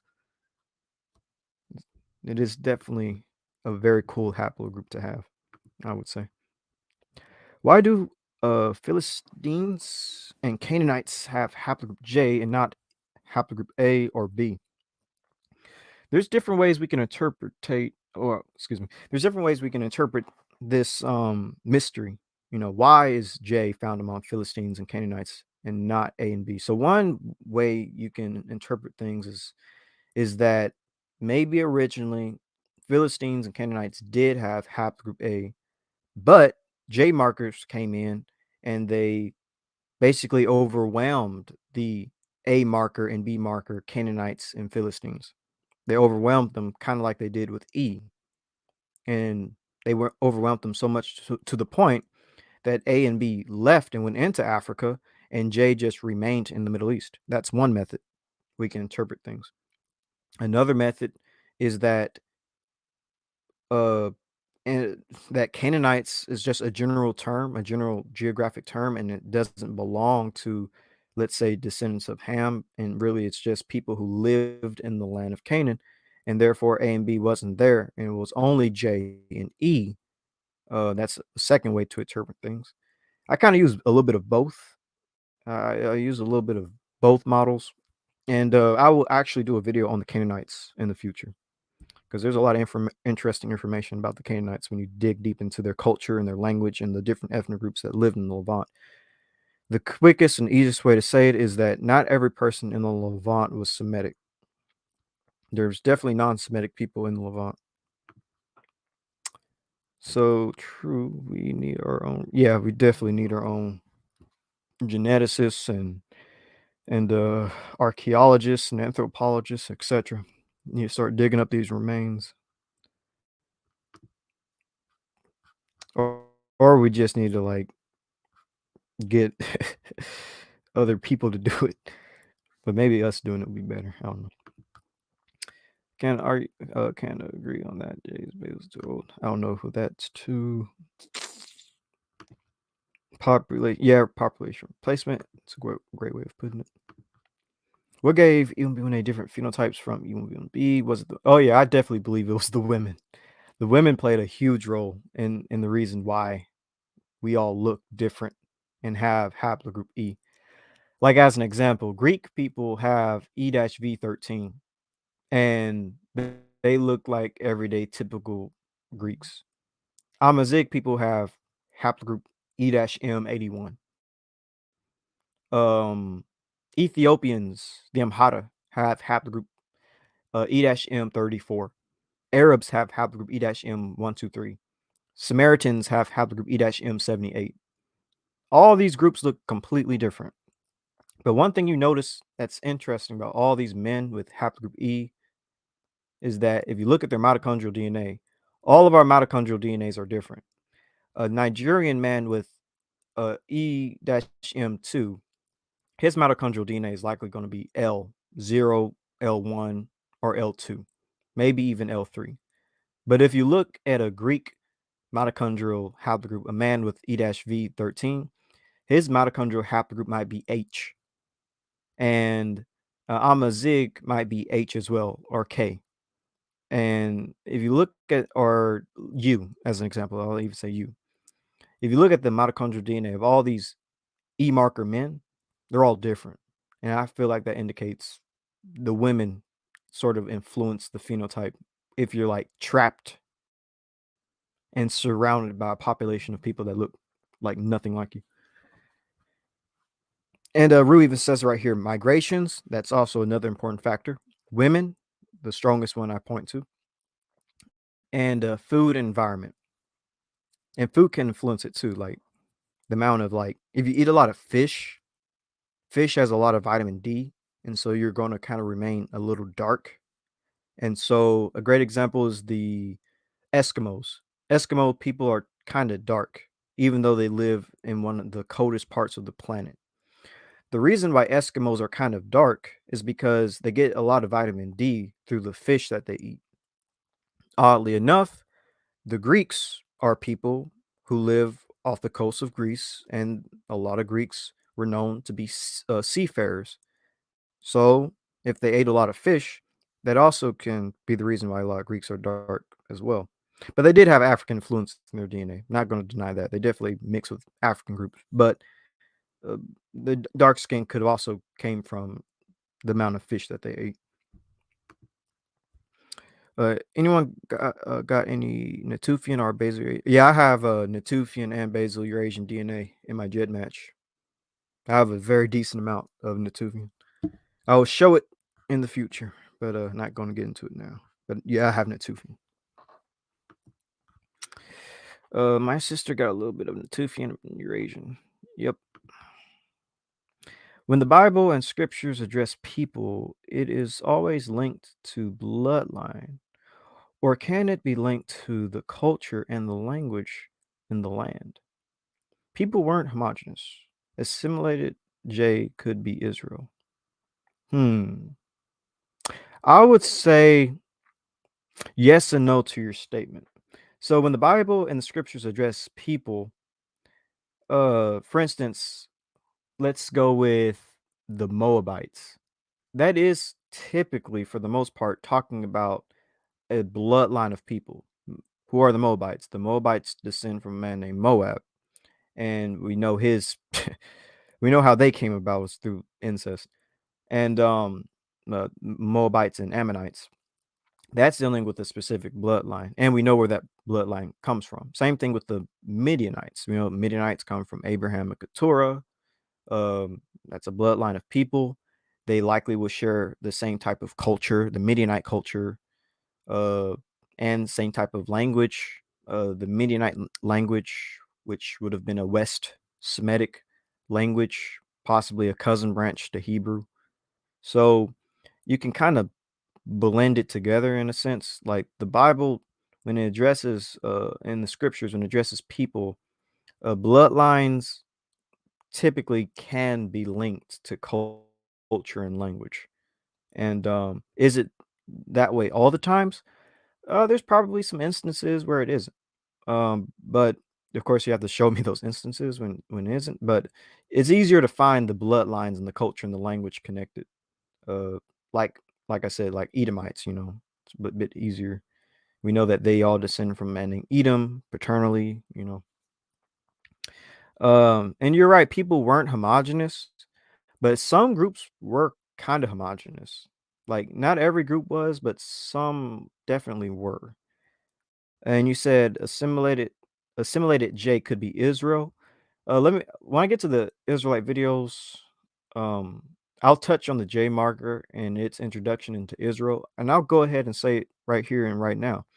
You could have had J markers enter into uh enter into Israel, but you also would have E markers. Now I believe the E markers are the paternal Israelites, whereas everybody else would be latecomers.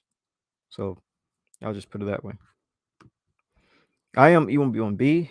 Hey, shout out to E1B1B. And I got 45.45 basal Eurasian. That is what's up. 32.34 Natufian. Are you I'm assuming you're an Arabian person, right? You're a Bedouin or an Arabian or a Yemeni. But that basal Eurasian is pretty interesting because basically indigenous Arabians are the people who are, oh, should I say, genetically closest to the basal Eurasians. So that's pretty cool. That's what's up.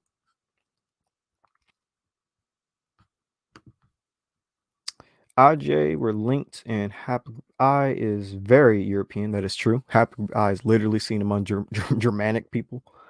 So no way J can be Semitic because Japheth and Shem are two different branches. Yeah, that's also another reason why, by the way, I believe J is not Semitic is because the brother of J is I, and Haplogroup I is literally linked to like Germanic and Scandinavian Europeans. And I have a hard time believing that Indo-Europeans are from Shem. So, all right, he puts it there. The Hadza are haplogroup B. Okay, I knew that there would be A or B, so they're B. Got it. Thank you. There's a difference between people who are halakhic Jew and who are Ruth says it best right there. There is a difference between who is a halakhic Jew and who is the seed of Abraham. So yeah, that's how I'll put it. Anywhere you find Semitic languages, there's an abundance of J question mark. Doesn't this show that this assimilated doesn't this show that these assimilated J groups spread Semitic languages in Hebrew and Arabic? All right, that's a great question. So you do find a lot of J among modern day, and keyword of what I'm saying, of modern day Semitic speakers. A lot of modern day Semitic speakers do have J. With that being said, you do find a decent amount of modern day Semitic speakers with E. But here's the thing, the Proto Semitic people, the early Semitic people, had haplogroup E. And I look at the Proto Semitic and the early Semitic populations because they will be the most authentic Semitic populations rather than looking at people of the modern day Middle East when they have J markers. Because let me put it this way. You have a lot of African Americans that speak an Indo-European language under the English branch, and we typically have E1B1A. Does this mean that E1B1A African Americans are the originators of the Indo-European branch of English? No. So the same thing applies to J. J, because a lot of J markers today speak Semitic languages, doesn't mean that they're the originators of it. And this is what papers say. I can pull them up if you want me to, but J markers were not the original people that spoke the Semitic language. They adopted the Semitic language. And there are papers that literally say that these other groups did become innumerably greater than the original speakers. And so that's why you have a lot of J markers. And also a lot of like ancient wars went on where a lot of these E markers either died or they fled into the deserts of Arabia where you do find a lot of E's. So, we have to factor in all these different things that happened for the past like 4,000 years of Middle Eastern history. Like the Akkadian Empire, that was the first Mesopotamian Semitic empire, but it fell to the Gutians. Who were the Gutians? The Gutians were people from the Zagros Mountains, and you've brought up the fact that the Gutians, excuse me, and you brought up the fact that Zagros people had haplogroup J. Well, the Gutians were a non-Semitic population that collapsed the Akkadian Empire. They likely had J markers, yet they were non-Semitic, and they destroyed a Semitic civilization. And what happened to the Akkadians after that? Well, you kind of don't hear much of Akkadians after the collapse of the Gutians. You kind of go into the third period of I believe, after the Gutians fell. So, or excuse me, after Akkad, after the Akkadian and Gutian Empire fell. Let me put it that way. And some E in the Hadza. Yeah, some Hadza will have E because of the mixing. Yep. Oh, you found an A sample among the Philistines. That's awesome. I like to see that so I can add it into a future presentation. Okay, that's to somebody else. Because they moved into, yeah, that is to a different person. Why are we in every Middle Eastern country today, but not considered indigenous? That is a great question. Why are we in every Middle Eastern country and not considered indigenous? Yeah, that's a great question. Like the city people. The city people in India, they've been there for like a couple of centuries, and they're not considered indigenous. I guess it's because it's because of phenotype. Like most people consider Middle Easterners to have the Armenoid phenotype. Basically white to tan skin, dark hair, hook nose. That's what people consider to be the Middle East, even though that's a gross misinterpretation of looking at populations. Phenotype has a part to play, but also the fact that yeah, that's actually one of the big things. Like I feel like if somebody lives in a population long enough, that is the weird thing about the word indigenous, because at the same time, would we consider ourselves to be indigenous to America? Because we've been here for like 400 years. Yeah, that's a tricky thing. The whole thing of being indigenous or not. Because I would consider myself an American, but I wouldn't consider myself indigenous to America. That's something to think about. It's very interesting. And that definitely gets very political when it comes to the whole idea of Israel. But I'm not going to get into that. Not going to get into the politics. So this is a question to Rue, but I think I'm going to answer it as well. Unless Rue, you want to answer it verbally. I don't know if you're still in class, but he did leave you a question. Go ahead and take that for me. All right. So Rue Smith, English language originated with the Phoenician people from Netherlands. However, that's interesting. I did not know that. I thought English originated with the Anglo-Saxons.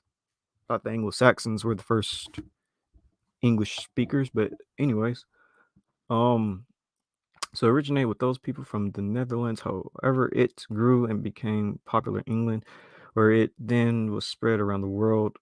Origin isn't always. Yeah, I don't know if the if the English language originated with the Farsian people, I may have mispronounced that. Forgive me. But from what I understand from history, the English language originated from the Anglo-Saxons. The Anglo-Saxons are a branch of Germanic peoples, and then of course Germanic descends from Indo-European. So I don't know. I have to study those people, but from what I understand, that Can it was the you Anglo-Saxons. can you deal with the point that he's trying to make that language and culture makes a person? Wait, it does or doesn't make a person? It does make a person. He's trying to say that because Jay took on the culture and language, it supersedes E's, I guess, claim to being from the Levant. I don't get his real point, but he seems to have just trying to make it seem like E1B1A has no point in the Levant, or it doesn't have a claim to any of these people groups. That would be a very gross oversimplification of things. All right, I'll get to that question. It's down right here. I'm gonna answer this one, and then I'm gonna get to that one, because that's kind of a weird thing for him to say. But what are your thoughts on the Kefian connections with the Proto-Bantu people? To make this quick, I have to do more studying on the Kefians and their connection with the Proto-Bantu people. I have to look and see what language did the Kefians speak. Did they speak a form of Proto-Bantu? What is their culture? Did they have any cultural affinities to the Bantu people? I've heard of connections between the Kefians and the Bantus. I think it's very interesting. I do believe that Bantu people and Niger Congo people have a North African origin. They come from North Africa and enter into sub-Saharan Africa. But are they connected to the Kefians? I have to do more research on that. But I have read papers of the Bantu being connected to Kefians. But I definitely believe that they have that Bantu peoples came from Northern Africa because we see their DNA in Ibero-Maurusians. So to the question that Rue had, so Rue Smith, a lot of languages and cultures are spread and adopted by migrants and assimilated people. So much so that the original people are no longer a part of the story. They're stagnant. Okay, so just because an original people sort of die out doesn't mean that they stop being that original people. We still should pay homage to that original people. Let me give an example of America, North America to be exact. The original people of the Americas was the Native Americans. I think it'll be kind of rude and disingenuous to just throw away the idea that Native Americans were here and that they were the first people to settle this land and to develop the culture that saved the pilgrims, like the fact that the Native Americans knew how to, well, told the pilgrims how to, plant crops and stuff like that, like corn and whatnot. So, and then the pilgrims, of course, assimilated into Native Americans, and a lot of them, some of these pilgrims and people from Europe even adopted into Native American culture. But just because a European joins a Native American culture and they have a baby boom and there's more Europeans than the people within that Native American culture, I'm not going to turn around and say that those British people are now the original Native Americans. Like, no, I'm not going to do that. I'm still going to pay homage to the Native Americans and separate the idea that Native Americans were the first people to have X, Y, and Z culture, and that these other people came in to the culture and that they, adopted it and assimilated into it. And I see somebody else came into the room, so I'm going to ask, by the way, for everyone to remain professional. I want a professional conversation.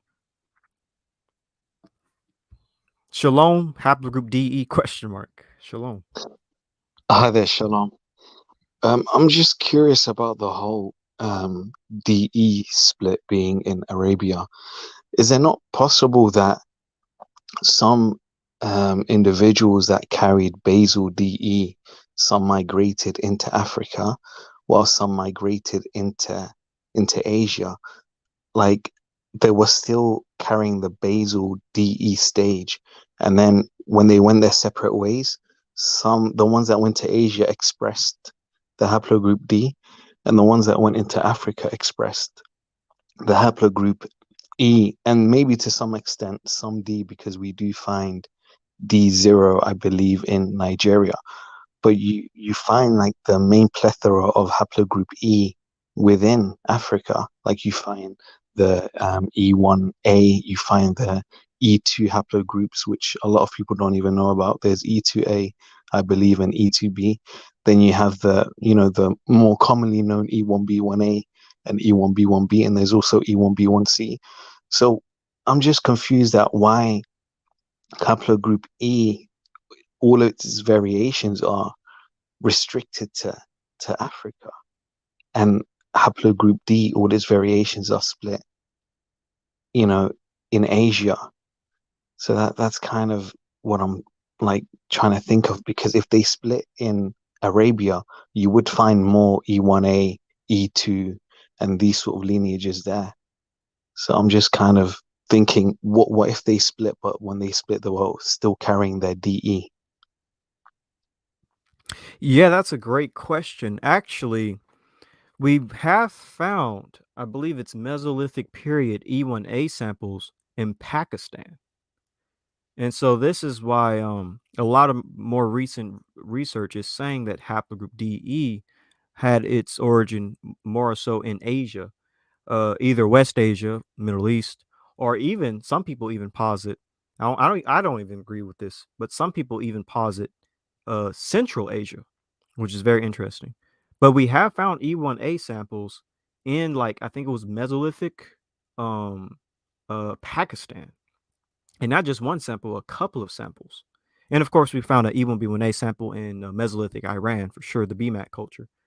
But but yeah, as for haplogroup DE, basically, it would seem as though the split happening in Asia would make the most sense because, of course, we find D among mostly Japanese, Tibetans, Andaman Islanders.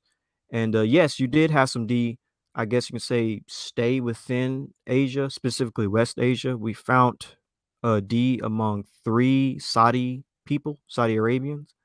And we recently found a D sample in Syria, a modern day Syrian man, and even a Yemenite man, a Yemeni man.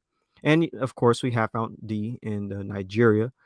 But the reason why DE splitting in Asia makes the most sense is because, for instance, when it comes to E1B1A, we haven't found any E1B1A samples thus far within sub-Saharan Africa in the Mesolithic or the Neolithic, and etc. You would think we would find an E1B1A sample within sub-Saharan Africa in the Mesolithic or the Neolithic, but we haven't. We found E1B1A in Neolithic France. We found E1B1A in, as I said earlier, Mesolithic Iran. We found E1B1A in Ramses III and his son. And we found West African Yoruba admixture within the Ibero-Maurusians. So there really does seem to be more like a uh, Northern African slash West Asian uh, split with haplogroup DE, and even including E1B1A, because those Ibero-Maurusians didn't get West African DNA out of nowhere.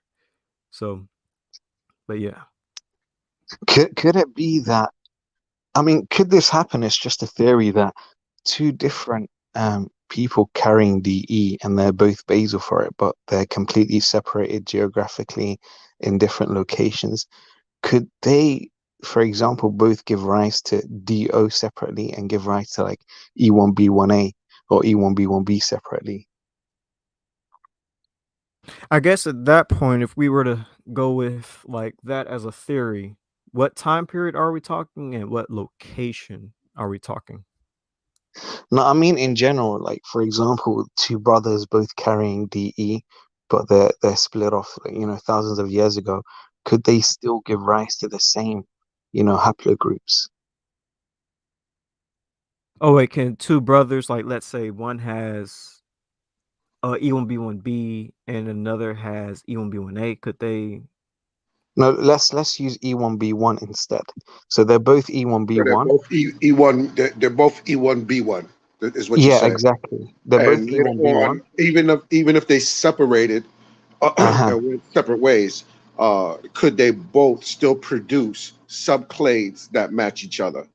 Yeah, Like, exactly. could each Perfect. one of them somewhere down the line? I think it's possible, Oh, depending okay. I on the think I women understand the too. question. But depending on the women too, uh, like we were talking about earlier with the phenotype. Like, so your mutations, if you're uh, uh, breeding with different uh, haplogroups, women with different haplogroups, then it's possible that mutations might happen differently. But you could still end up, it's quite possible. I wouldn't say it couldn't happen. Okay, that's very interesting. Yeah, that's really all I wanted to know. But thank you very much for answering. Yeah, I think Razi Khan actually said something to that effect. I didn't quite understand your question for a second there, but now when Sean broke it down, I kind of get it. But yeah, I think Razi Khan even mentioned that the idea of if I'm remembering correctly, of like E-P2 having different like branches and stuff.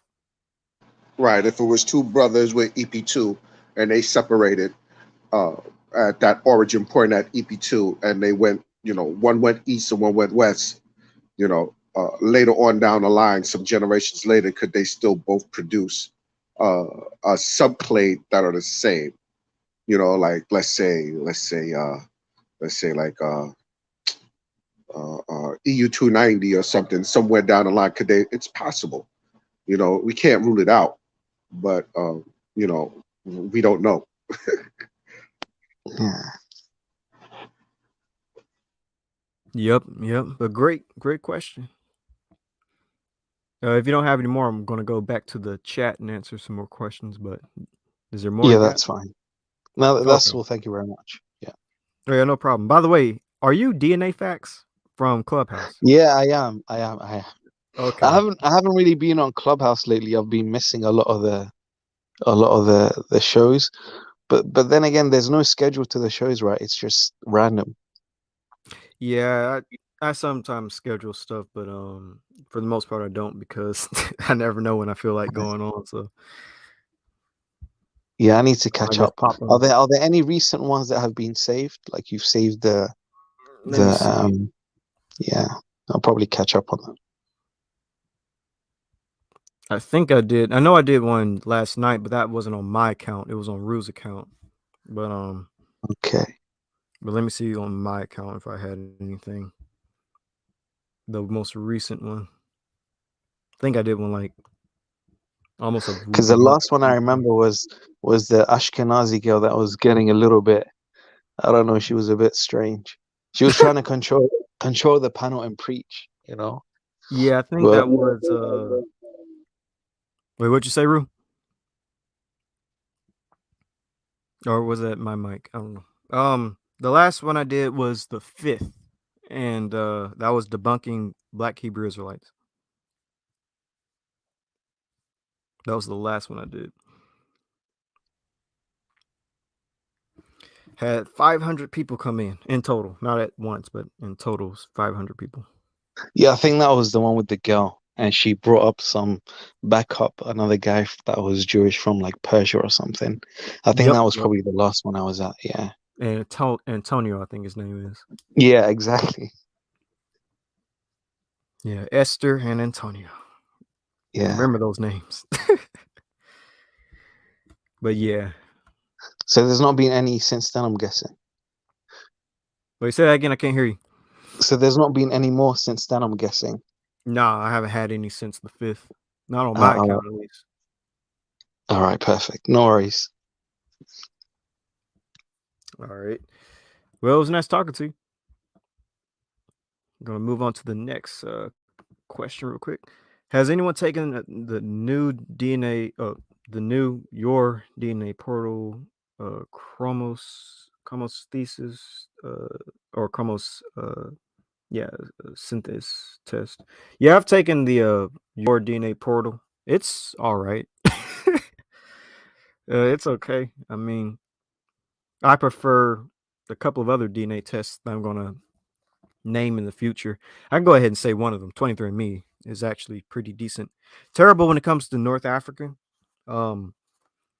Like for some reason, it doesn't give me North African, but when I do others, I get North African. So I don't know why. But yeah. Let's see. Show me a paper that claims that. Oh wait, that's somebody else. Oh, you're from Somalia. Wow, for a Somalian, you have a lot of. Well, actually, no, that makes sense. Never mind. It would make sense that you have a lot of Natufian. J can be Shemitic, or I guess he meant to say can't be Shemitic because they are. Yeah, he said he meant to say can't. Now, this is another question to you, Rue. By the way, I don't know if you saw it, but he said, Rue Smith, you're an example. You are originally from sub-Saharan Africa, but speaking an Indo-European language. African Americans have influenced American English with many popular words / phrases. I guess he's talking about AAVE, African American vernacular. Do you want to touch on that, Rue?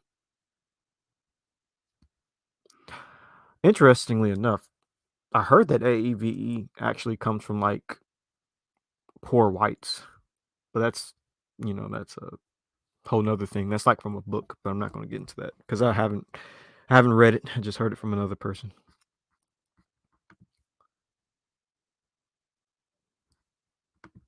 That is correct, Line Farm. I, J, and K are one. So if you say that J is Semitic, you have to say I is Semitic, and you have to say K is Semitic, and then basically all of 90% of the world is Semitic.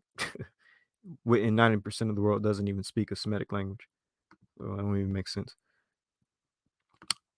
But you are correct, Lion Farm, and that is true.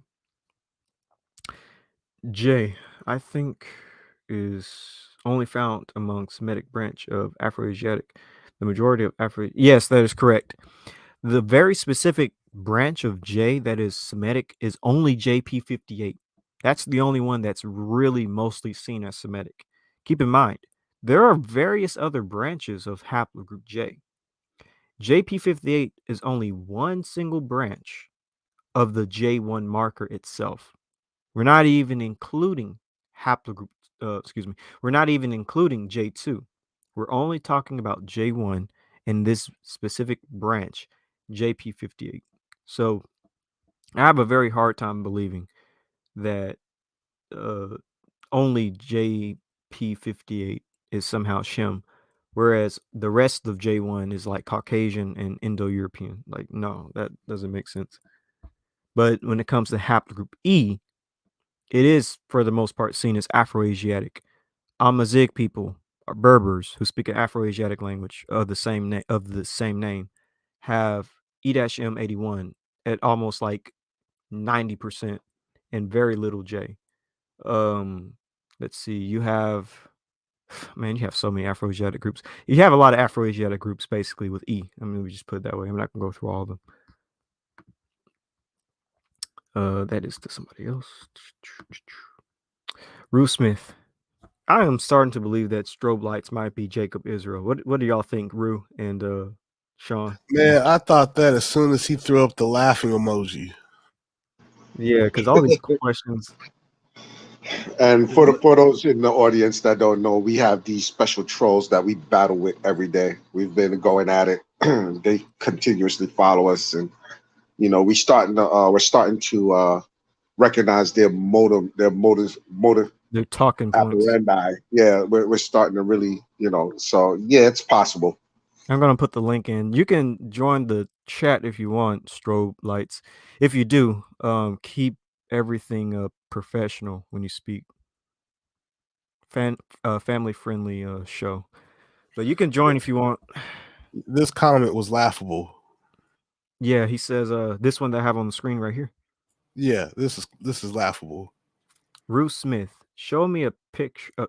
Show me a paper connecting haplogroup E1B1A with Semitic groups, or E1B1A in the Levant. E1B1A isn't associated with Afroasiatic languages or found in ancient DNA in the Levant. Yeah, that really makes you feel like it's Jacob. Yeah, it's either Jacob or Laban. That's the same talking points. Laban will be putting DA in the thing and the clown emoji and stuff. Well, that's true. Yeah, but like I said, strobe lights. You can join the panel. But I guess I can let you answer it first, Rue, since he talked to you, then I can answer it. It's up to you. But I No, can definitely go take on ahead. that. Do your thing. Actually, I don't. Yeah. You know, I feel like it's enough with them. We battle them every day. I've been busting Jacob and Laban over the head for the past couple of days on Facebook. We've answered these questions numerous times. Unless this person wants to come up this question and actually is nice to answer in this context because of the linking E1B1A to an Afro-Asiatic language. A lot of people don't realize it, but E1B1A is found among Afro-Asiatic language speakers. A lot. Quite well, no, literally. that's true. All right, so I guess you can answer it for the audience as opposed to keep because I'm thinking more of a answering it for him. He already knows the answer. We've already answered it toward him, but I mean, there's people in the audience that may want to know the He's answer. one of our So, yeah. he's one of our favorite students, but he's one of the worst. Yeah, exactly. Been busting the scholastic idiot. Yeah, so I guess I'll answer this question for the audience because if this is Jacob Israel, he should kind of know the answer at least. So E1B1A dealing with Afro-Asiatic languages and people and culture and stuff. I mean, this should be kind of simple. Ramses III had E1B1A. He was an Egyptian pharaoh. He would have spoken an Afro-Asiatic language called Egyptian. So there you go. Ancient sample of an E1B1A person being associated with Afro-Asiatic languages. Not only would Ramses III have spoken an Afro-Asiatic language and had Afro-Asiatic culture, again, Egyptian, his son would have had it, as well, should I say his sons, because Ramses III had more than one son. He had, from what I remember, he had a harem, so he would have had multiple sons. And then of course Ramses III's father, who was also possibly an Egyptian. Some people even believe he may have been an Asiatic, which is interesting. He would have spoken a Semitic, Afro-Asiatic language, either Egyptian or an Semitic language. And then Ramses III's uncles,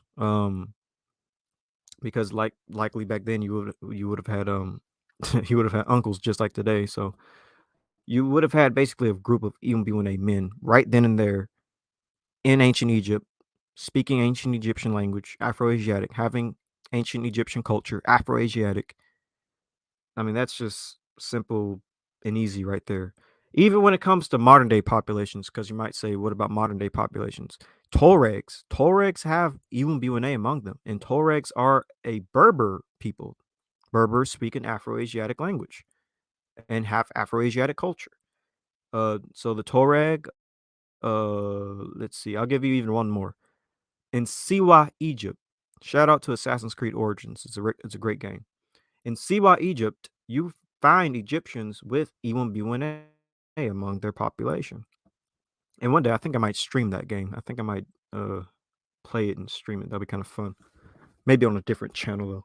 Might make a gaming channel. But anyways, in Siwa, Egypt, there was E1B1A samples, and of course, the people in Siwa would have been speaking an Afro-Asiatic language, and they would have had Afro-Asiatic culture. So you can find E1B1A among you can find people with haplogroup E1B1A that speak Afro-Asiatic languages and have Afro-Asiatic culture. And let me hit you with one more, the last one. Sephardic Jews. Sephardic Jews have 10% E1B1A. They speak a Semitic a Semitic language, the Sephardic language, and they have Semitic culture, Jewish culture to be exact. So, yeah. Did you want to add on to anything, Rue or Sean? So I gave you 4 examples. Name a couple. Okay. I can name a couple of groups that have E1B1A and speak Afro-Asiatic languages, like the Tuareg, like the Fulani, like what is it? One of the brothers posted another one down here. the Omadic people. Like, Oh yeah, Almatic. I forgot about them. They all yeah. it's kind of silly for him to assert such a thing. I mean, you even have technically the Zanji people in the Middle East. They speak Arabic and have Arabic culture.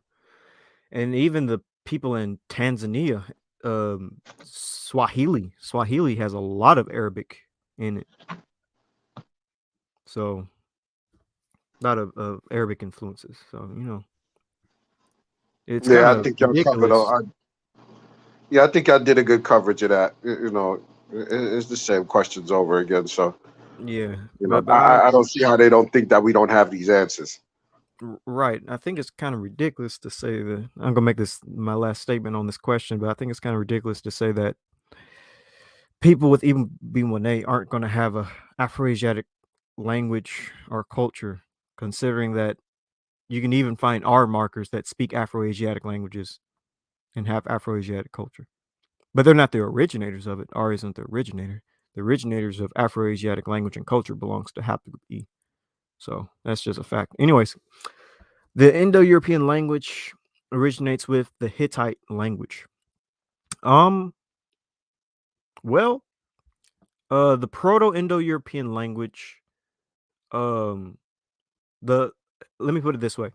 Anatolian languages like Hittite is one of the oldest forms of the Indo-European language. Hittite is one of the oldest, but Hittite isn't where Indo-European languages come from.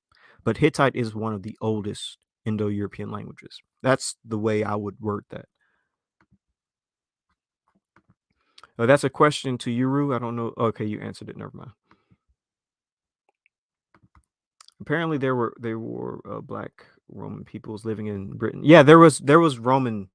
There was actually a black Roman woman that we found her remains in Britain, or Britannia as it would have been called, and she was from the the Roman period, and so yeah, it's pretty interesting.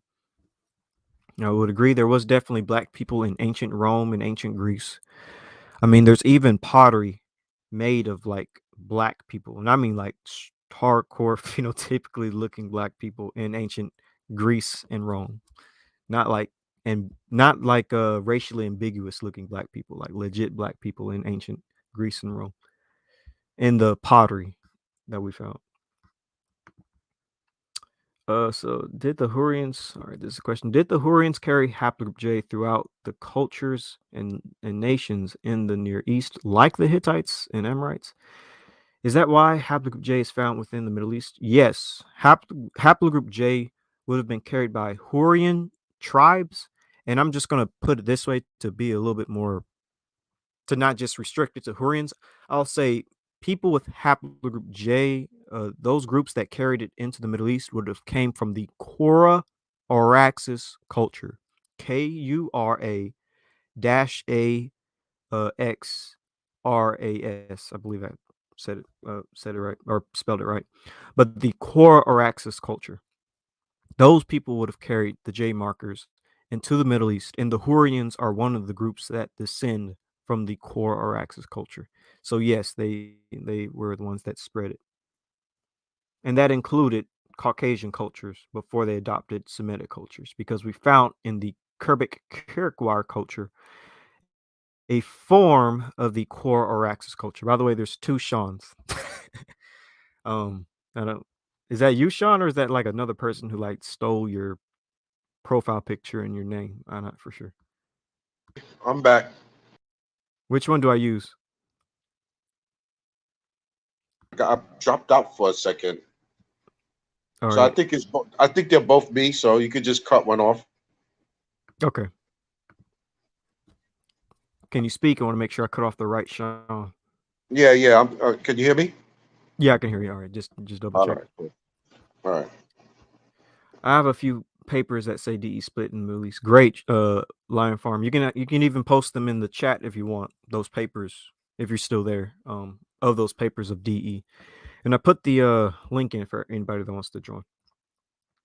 E back migrated out of Arabia and diversified in Africa. That's true. There's papers that say that E back migrated out of Arabia and diversified in Africa. That's a very interesting model. I was looking into that one as well when it came to in Old Earth, when it came to Shem. E1B1B is in Europe and Asia. That is correct. You have Greeks with E1B1B as an example. Yeah, I actually do think it is Arabian. As a matter of fact, it is Arabian. E-M96. The reason I say this is because we have found ancestral markers of that particular clade of E in Arabia and also in the Levant. So I kind of use the term Levantine Arabian. That's a term I feel like we should use more often. Levantine Arabian. That's a question to somebody else. E1A and yeah, so in ancient Pakistan and India. E2 found in Scythians. Oh, that's interesting.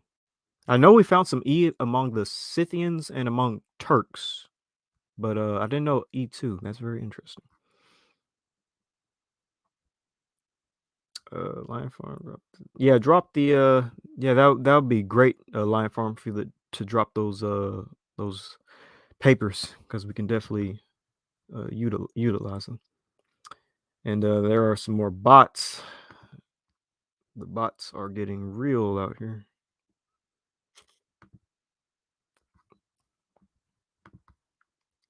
Correct. Okay, so that's somebody else. We don't have any mods down in the chat. I can't see. Yeah, we don't. Do you see the craziness that I see? No, I'm on my Took care phone. of it. I took care of it. Okay. You can still see it on your end, but on YouTube you can't see it. Okay, good. Man, that is wild. Anyways, I'm not even going to say what it is. I don't think this happens on. People. I don't think this happens on anybody else's lives. I'm being honest with you. I don't see it happening on other people's. It's just us. It's just this channel and Yeshua's Genesis 49ers. People trying to shut my stuff down with this type of stuff. Yeah, it's too powerful. Yeah. Man, y'all gonna make me create a second account if you keep on. Probably gonna do it anyways. Let's see. Did my sources show? I don't think your sources show. Just wait, actually, hold on. Is this the source? It might be the source. Yeah, just post the title instead of the link. No links, because links. I don't want any links. Just the title. I see a person has joined. I'm gonna ask you to be professional in your speech. This is a family friendly show, so I'm gonna let you up.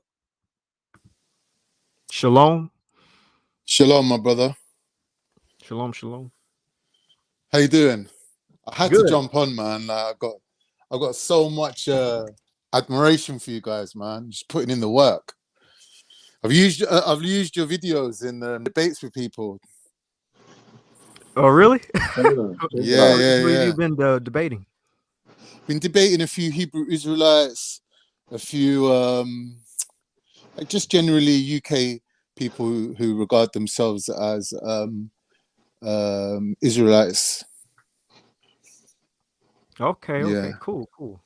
Yeah. So what kind of pushback have you been getting from the Israelites in the UK concerning DNA? Well, basically, because obviously they're E1B1, was it B or A? I think they're E1B1B and no, they're E1B1A, right? And they're claiming they're the proto-Israelites, and the Israelites themselves would have been their descendants, and they claim that they are the true Israelites, and that the Jays are obviously Caucasian, right? They're white people. And they try to sort of apply that same logic to Muslims. They try to say, oh, like the Arabs of today on the true Arabs. So the true Arabs would have been like people from Yemen. So they would have been black. So basically, like, I'm not against what these guys are saying, but I just like to have debates with them. Like, they're basically saying everyone's black.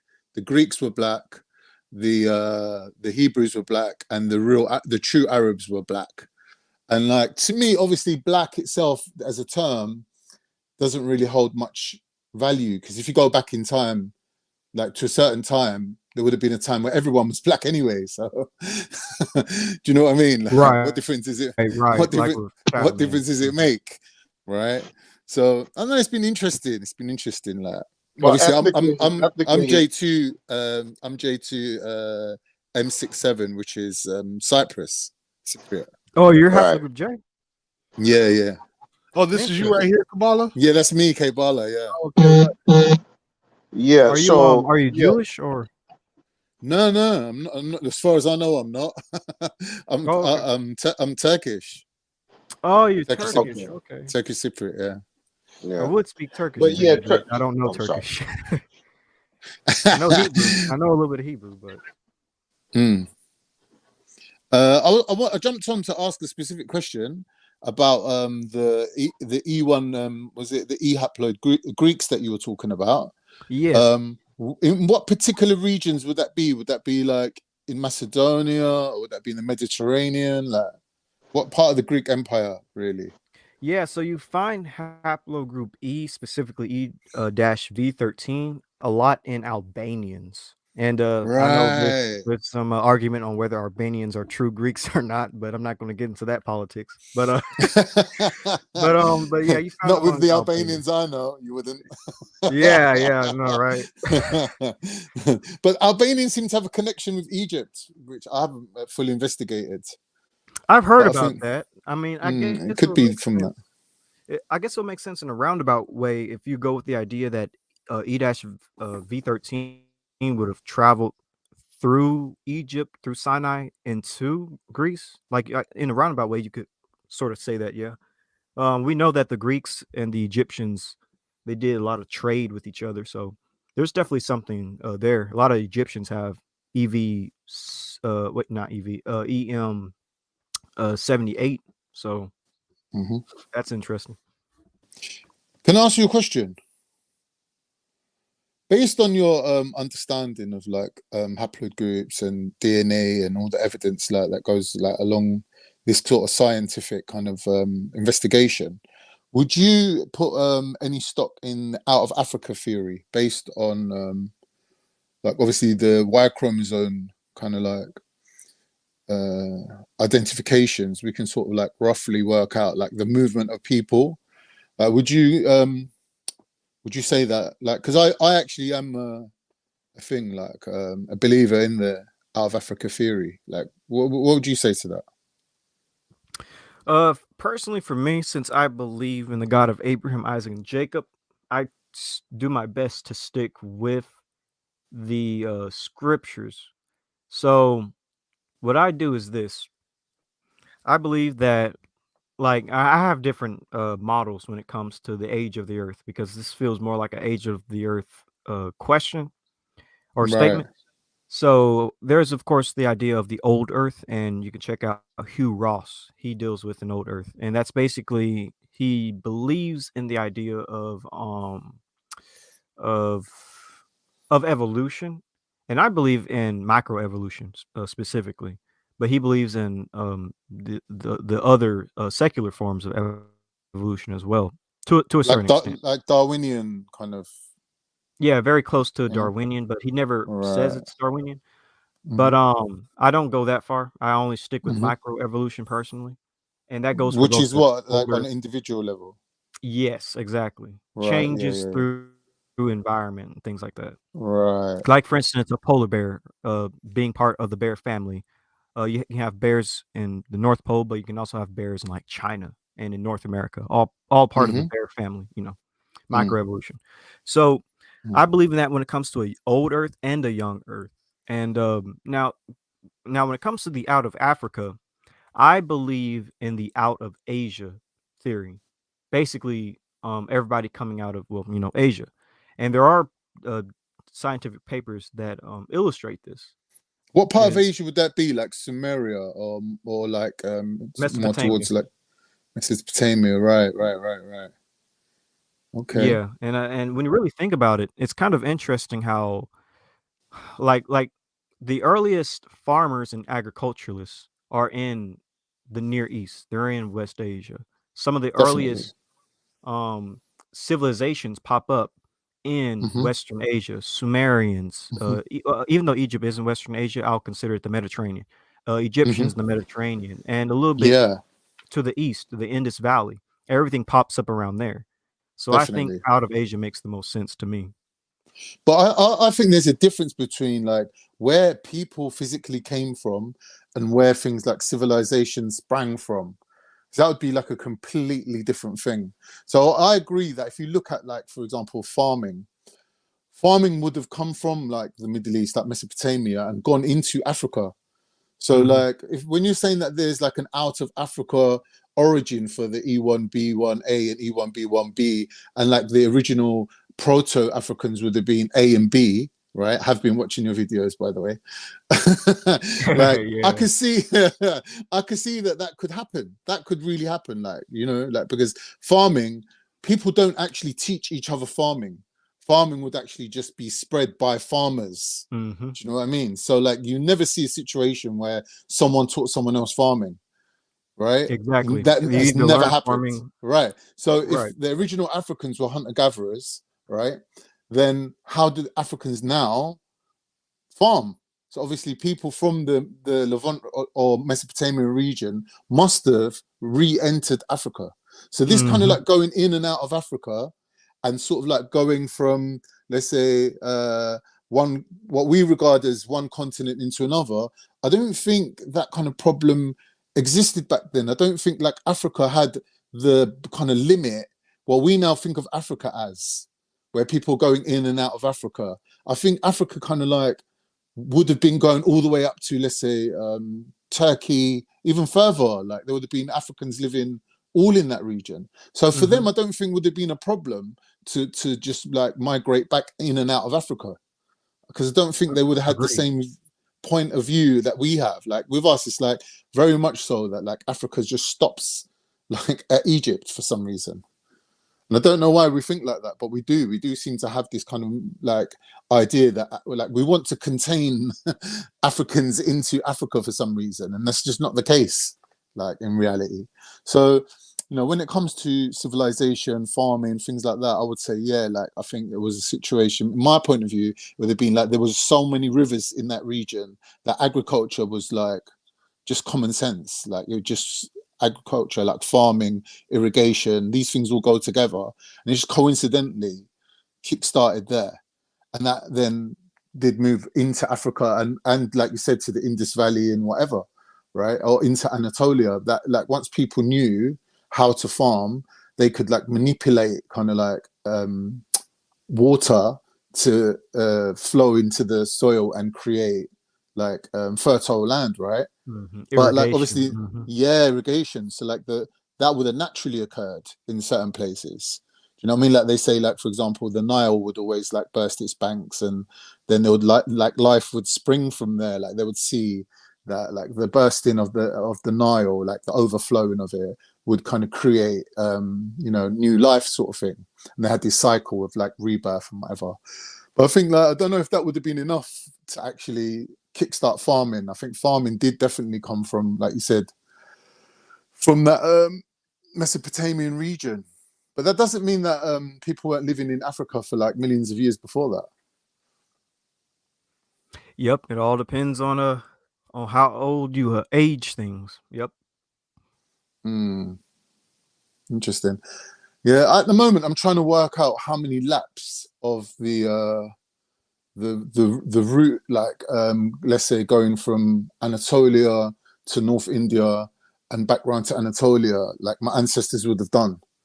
Because I don't know, that's like a confusion for me. How many times people went round? Because there's evidence of Anatolians going into even as far as India, going right down into India. So when the Aryans Mhm. invaded India, they pushed the Dravidians down into India. But Mhm. like recently, it's been discovered that the Dravidians themselves had followed that same migration route and would have originated from Anatolia themselves. But it's always assumed that there were two different peoples, be the Dravidians being much darker, like in complexion.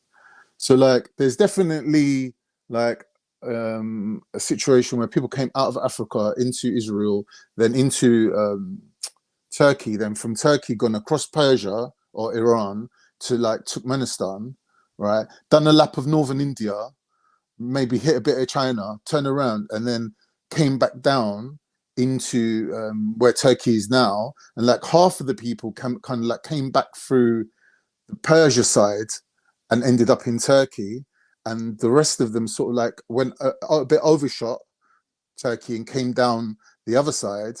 And like the Greeks, for example, would have come that route, and they would have come down through, let's say, Ukraine, where Ukraine is now. They would have come down into Turkey from the other side of Turkey, and in the middle they would have met. And there's always been that line there where those two tribes basically clashed. So on one side you'd had the Lydians, and on the other side you'd have had like the Hittites. So they would always like be like there's like the break or like the fork in the bloodline there where they go into different peoples. So you have the Greeks and the Turks would become split at that point. But previous to that, they would have just been I don't know, Anjanovo, Kurgan people, like Yamnayas, like they would have just been the proto-Indo-European people before that. That's I'm trying to work that out as well. Also, what I'm trying to work out is I know I'm just going on a rant now. No, it's all good. I hope you It's all don't mind. I hope you don't mind. But like, there's a really good video made by this TikToker that I know called Ancestral Brew, and he's actually an Iranian guy, and he's a J2 as well. And he was saying that in his video that he's done, he showed basically the origin of the Turks, and he's shown that there's 1, 2, 3 different peoples that contribute to the origin of the Turkic tribes. And that would have been originally, there would have been like there's this mountain range, I forgot what it's called. It might be the Ural Mountains. No, it's the Altai Mountains, I think. So on one side you got the there would have been the original, like the Mongolians. Like to me, Mongolians would have been people that left Africa in the first wave of the out of Africa theory, like people that would have been 100,000 years ago, maybe. They would have found themselves on the other side of this mountain, right? And then 65,000 years ago, the second wave of people, right, would have come out of Africa, and then from the Anatolian, what's it called? What's it that you called it? The Armenian Plateau, right? They would have gone from where Turkey is now all the way across to Iraq. Then from Iraq, they would have ended up in Turkmenistan. And then from Turkmenistan, they would have been on the other side of the mountain. So you'd have, I think, I don't know what the haploid group is for Mongols. I think it's C something, right? Yeah, so they're they on one have side. Mm-hmm. So they're on one side of the mountain. The J2s are on the other side of the mountain. And some of the J2s crossed over the mountain and they became an admixture into the Mongol bloodlines.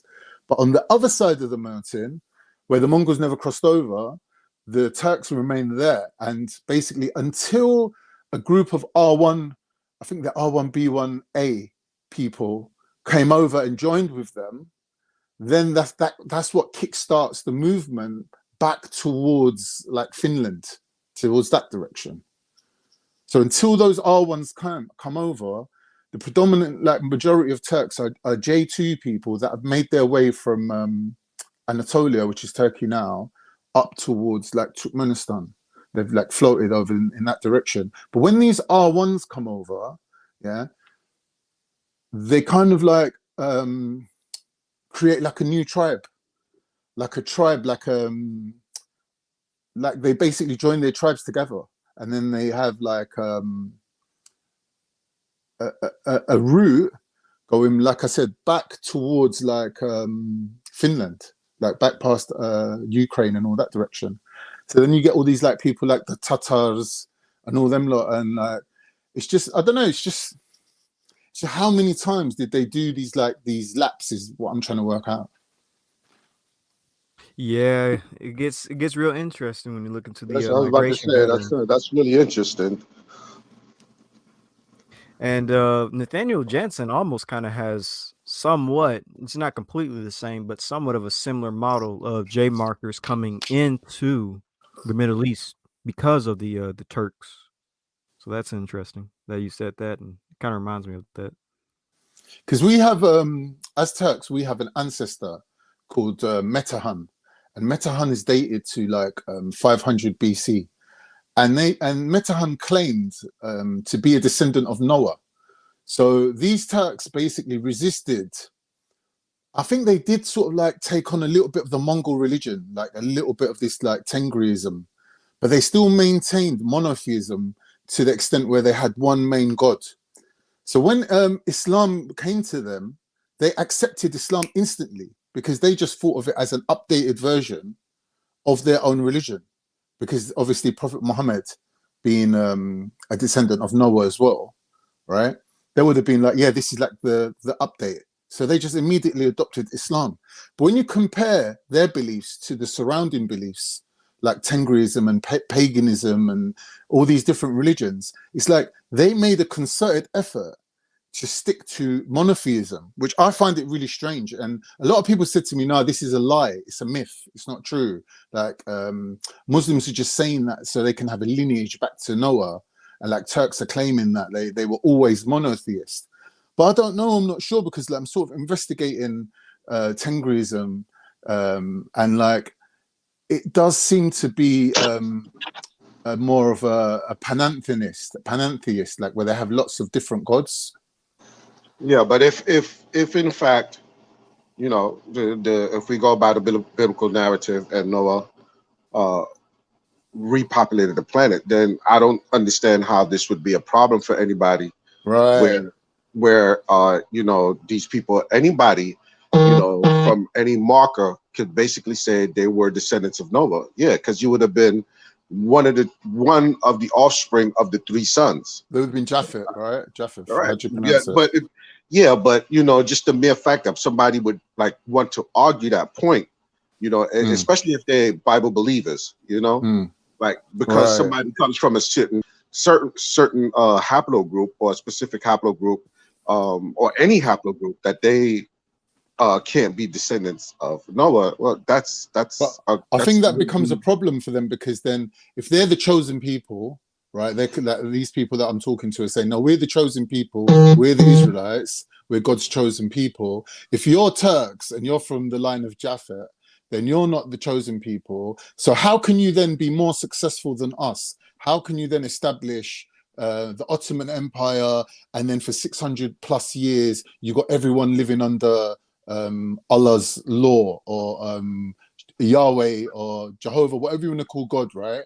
It's the same to us. It's the same God, right? So we're saying that we established God's law on earth, that everyone could live according to God's law, right? So that's our kind of like, we're proud of that, right? That's our claim to fame.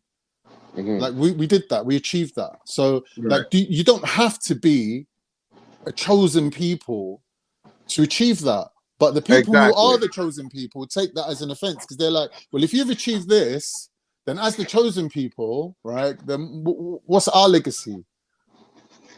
Yeah, they have to always be the greatest. So to them, it's a problem. No, I would argue that they're mixed up and they're taking being chosen as being superior. Yeah, exactly. That's what it is. Whereas being chosen is not. It's more of a I don't want to say privilege, a burden. But, a burden. But that too, because you're correcting that too. It is a burden because now you have to carry and follow these laws that could put you under a curse if you don't follow them. You know what I mean? So you have a harder line to toe. That's it. You know, you went under a contract with this particular God, and he's holding y'all to it, where everybody else didn't have to go through that. You know, with the same God, even though, you know, even if they're from Noah, they didn't go into a contract that stipulated how they were supposed to conduct themselves in every manner and form of life. So if they didn't eat right, if they didn't eat clean, you know, they wasn't in sin because they was never given that contract. So I understand exactly where you're coming from with that. And it's difficult. It's difficult. Right, but you can be progeny of Noah. Still, you know, not be chosen and still have created great civilizations. Yeah. You should be proud of who you are. I have no problem with that. Yeah. Yep. Agreed. And I keep quoting to them the line in the Bible that I'm not really too good with the Bible, but there's one that says the sons of Japheth will share the tents of the sons of Shem or something like that. Oh yeah, And they're the like, no, but that doesn't mean share. It means you will steal their tents. I was like, get out of here, man. Like the Jays and the thingy, the Middle Eastern people are always like, there's a mixture there, right? There's like a crossing over. Like there's a good blend of people in the Middle East. Like they live happily together, right? facts. So I think, yeah, I don't know. Like, what do you know about that passage in the Bible? What do you make of it? Japheth shall enlargeth and dwell in the tents of Shem. Right, That right. verse. Uh-huh. Yeah, I touched on it slightly, I think, in one video, but I'm going to touch on it deeper. But I feel like that's referring to the Indo-European migration of the Yamnaya culture, because it says that Japheth shall enlargeth, and then he will dwell in the tents of Shem. And so what I see that as being is during the time of the Yamnaya culture, you had the Proto-Indo-European expansion, and they expanded into Europe, Eurasia, and into the Middle East. So I kind of tied in with the historical migrations, basically. I'm watching this. Turkish, they like to do their dramas, right? I'm watching this current drama. It's called Destan, which in Turkish it means like epic, right? Like like the epic of Beowulf or whatever. There's this Turkish epic, and the whole thing is in pre-Islamic times, and it shows the rituals of the Kurgan people. Do you know about those people? Say that one more time. There is an epic, a Turkish No, epic. the name of the people. Kurgan, the Kurgan. Kurgan. Right.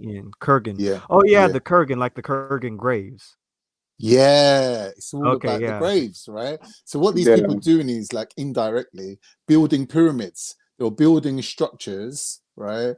And they would bury their dead underneath it, like a framework, like a scaffold. And they would bury their dead underneath it with their swords and sometimes with their horses or whatever, right? They'd bury them, Love and their then they would horses. cover it so it'd be like a mound.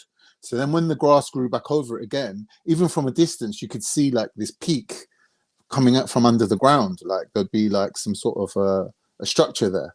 And those people, they're the Kurgan people. And that culture spread like all through like the world really. And I think they are related to the Yamnaya as well. And Yep, it's a they very are. peculiar kind of like thing to kind of like to build these structures that they would bury their dead inside. And it does remind me of the pyramids, because obviously the pyramids in ancient Egypt would have been like the same thing, but like basically where there's no grass to kind of like, or earth to cover it with, it would have just been sticking out of the desert. Or we don't know, maybe like maybe there was grass back then, I don't know. It was possible. I don't know. Well, North But Africa at one point was green. So maybe that was the original idea, and then we just ended up with these exposed pyramids that they then had to kind of like build like faces for.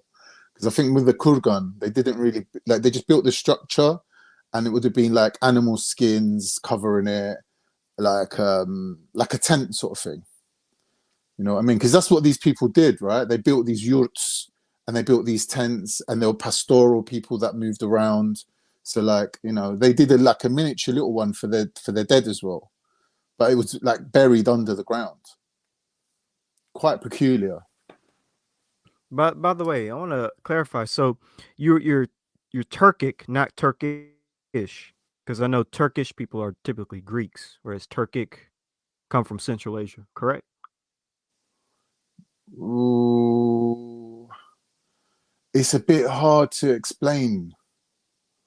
I think with the Turkish, like with the Ottomans, the Yeah, I was ruling, about to say, we got time. Explain. yeah. So with the Turks, the ruling elites, like the leaders of all the different tribes that joined together under Osman to create the Ottoman Empire, right? They were all individual tribes, like the Turkmen tribes, right? And apart from the Seljuk Empire, which was like the Persian Turks, who had like an established kingdom, like they had a standing army.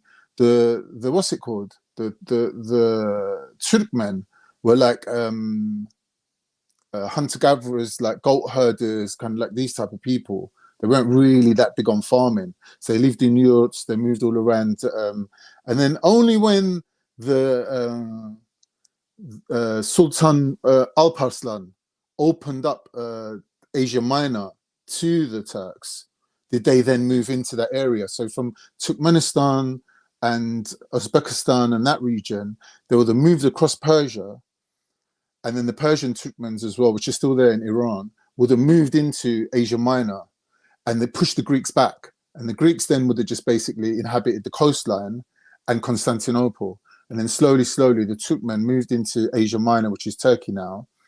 But the ruling elite would have remained J or J2 specifically. Interesting.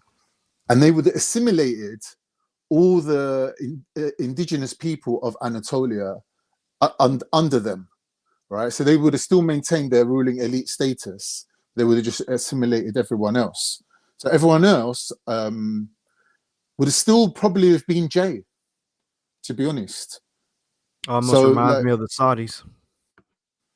Yeah, right. So then, obviously, inevitably, Constantinople. Well, I can't even say inevitably. It was like I think they tried about 30 times to take Constantinople. So in the end, they took Constantinople, and then you got Turkey as it is today. But the problem with Turkey as it is today, a lot of the population would have been from Yugoslavia, like the former Ottoman Empire, like the European Christians that had converted to Islam were then pushed out of Europe by the Greeks and the Christians who wanted to do a population exchange. So basically, they kicked out all the white European Muslims out of Europe, which were then reabsorbed into Turkish main population. And then the Turks were then kicked out, like, I don't know, Armenians and Greeks, especially the Greeks of Istanbul. There would have been a lot of Greeks in Istanbul. So they would have kicked a lot of those Greeks out. But then again, like I said, a lot of these people would have been J anyway. Correct. So correct. Yeah. So I don't know if that would reflect in the breakdown of the haplogroups.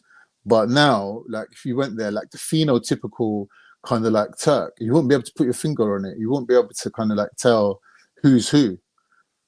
And not only that, you do have a massive cultural Turkification of those people post-Ottoman Empire. So once the Ottomans collapsed, because during the Ottomans, everybody had their own identity. Like you had Jews there, you had Armenians there, you had Greeks there, you had Arab, like Hatay people of the north, on the north coast of the Black Sea. They had their own people, the Syrian Turks, they would be there. And they all sort of like had a localized system of governance, because that's how Sharia works. Sharia law is like that. They send like trained judges out to regional places to sit in court and basically preside over the local population to ensure that everyone has justice under the law of God, right? So it was very regional, and everybody had their own, like in Turkish we call it aga. Aga means like a don or a lord. So or a family, like that would be like the landowners, right? So every region would have these. It was very regional with the Ottoman Empire. But now, since the Ottoman Empire fell and they sort of made it into one country called Turkey, there was a re-emphasis on Turkification, nationalism. So all these kind of like regional identities were broken down and then replaced with just like Turkey, right? So even the immigrants that were brought in from Europe, they would have been identifying as being Turkish, right? So now everybody in Turkey is brainwashed. Well, not brainwashed, but they're all like under this same identity of being Turkish. And a lot of them don't realize that their Y chromosome or their parental, their patriarch, I'm tired. It's really late in England, right? It's like 2 a.m. Yeah, right. So a lot of them would have been from European lines. So they're all going around like, yeah, I'm Turkish. And then you see them doing a 23andMe. And then on YouTube going, what? I turned out to be Greek. Like shocked. Yep. Yeah. So like that does happen a lot to people because they are under this kind of like how I found out my haplogroup was because like because I'm Cypriot, and Cypriots are kind of like Turkish and Greek sort of like mixed together, especially the ones in London, because in London, like, we ain't got no one else in it, we got each other. So even though there was a civil war and people hate each other, like, there are certain people that sort of like still just remember the good old days where they used to jam together. So like, you see like my dad in the Greek cafe with all the Greek guys, and they'll be like winding him up going, oh yeah, everyone says they're Turkish, like, come on man, we know that you look like took all the janissaries and all the children you kidnapped from Europe, and like, you're probably from one of those bloodlines, like, you're not really a Turk, right? So my dad was like, what? Let me go 23andMe. So he done his 23andMe, right?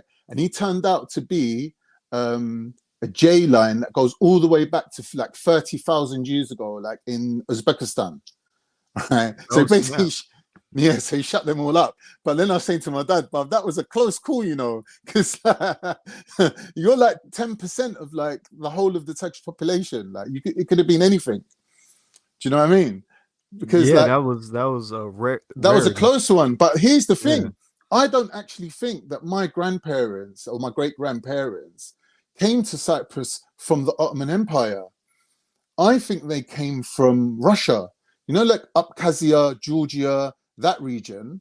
When the the Karaxis. Yeah, when the thingies pushed them out, when the Russians kicked out all the Turks and all the Muslims, I forget what their empire was called, but it was on the other side of the Black Sea. I think it was the Tatar Empire. When that collapsed, all those people fled to the Ottoman Empire, right? So if you're going to run from, let's say, Georgia to the Ottoman Empire, where are you going to go? You're going to go to where life's good, right? And Cyprus was like the most metropolitan, kind of like mixed place where like, you had the whole world there. Like, Cyprus is just like the whole world in one place. Like, you've got the British, the French, the Italians, the Arabs, like everybody's there trading. Like, Cyprus was rich. So I think like my great-great-granddad must have thought, you know what? Like, I'm just going to go somewhere like nice, innit? So he just went, I think he just went to Cyprus, to be honest. Yeah, I think that's what happened. I don't think that they're actually from mainland Turkey. Like, I think they're more likely from somewhere where the Turkish population would have been a minority, but they would have actually been from the Turkmen tribes that actually made their way up into Georgia from like the Seljuk Empire. So from the Seljuks, from Persia, they would have made their way into Georgia. I actually do think that. Have you looked into your GED match and your raw DNA data? No, I haven't actually. I want to do that. I was going to speak to my friend Ancestral Brew, but he's in thingy right now. He's in Argentina, like on a little trip doing videos out there. So did you actually do your DNA, or you're just going by your father's? I'm going my pops' one. My dad's. Okay, so that you would need his kit. He would need his kit for that. He would need it, or take the test himself. Yeah, he did. Yeah, he done his test. But no, I'm saying for you, like if you wanted to put your, like if you have your father's kit, you could probably put it into, well, you should, because it's 23andMe. You take the kit number and you drop it into the gen match, and it'll give you, you know, his populations, his nearest populations. Yeah. That's the next thing I'll definitely do. I'll definitely do that. Yeah, you have to check out GED match because it goes into your raw DNA data. But he did have, my dad did have, sorry to interrupt you. My dad did have 5% Ashkenazi Jew in his breakdown. Oh, interesting. Yeah, he had 5% Ashkenazi Jew. He had between, I think, was it 19 and 25% Italian. Like, I think because the Venetians did rule Cyprus for a while. So we had a bit of Venetian in there, a bit of Ashkenazi in there. I think on the mum's side, he was H haplogroup. The maternal lineage was through H lines, right? Yeah, so that was, I think, yeah. So it was really interesting. Like, just, you know. This is anyway, guys. What's your name again, man? My name is actually Khan. Okay, Khan. Yeah. It was a pleasure, man. It was a pleasure talking with you, man. Yeah, thanks for letting me having me on the show, guys. I'm gonna join your Discord and I'm gonna get you to come on other YouTube channels. Would you come on as guests, and talk to us about these subjects? Sure. Yeah, put it in the private chat and I'll copy and paste it and save it. Dude. All right, thanks for letting me on, man. Oh, yeah, no problem. Brother. Cool.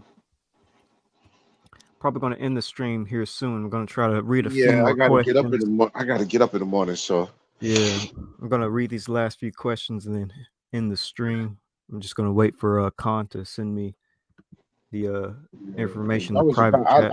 he was very forward about being J1, and you know, I mean that J2. was a really great conversation, man. Usually we get into these arguments with people with J haplogroups, and you know, I just think that that was a really great discussion we just had with him. Yeah, that was a really nice conversation. Yeah. It's in the private chat, yeah. Our channel name.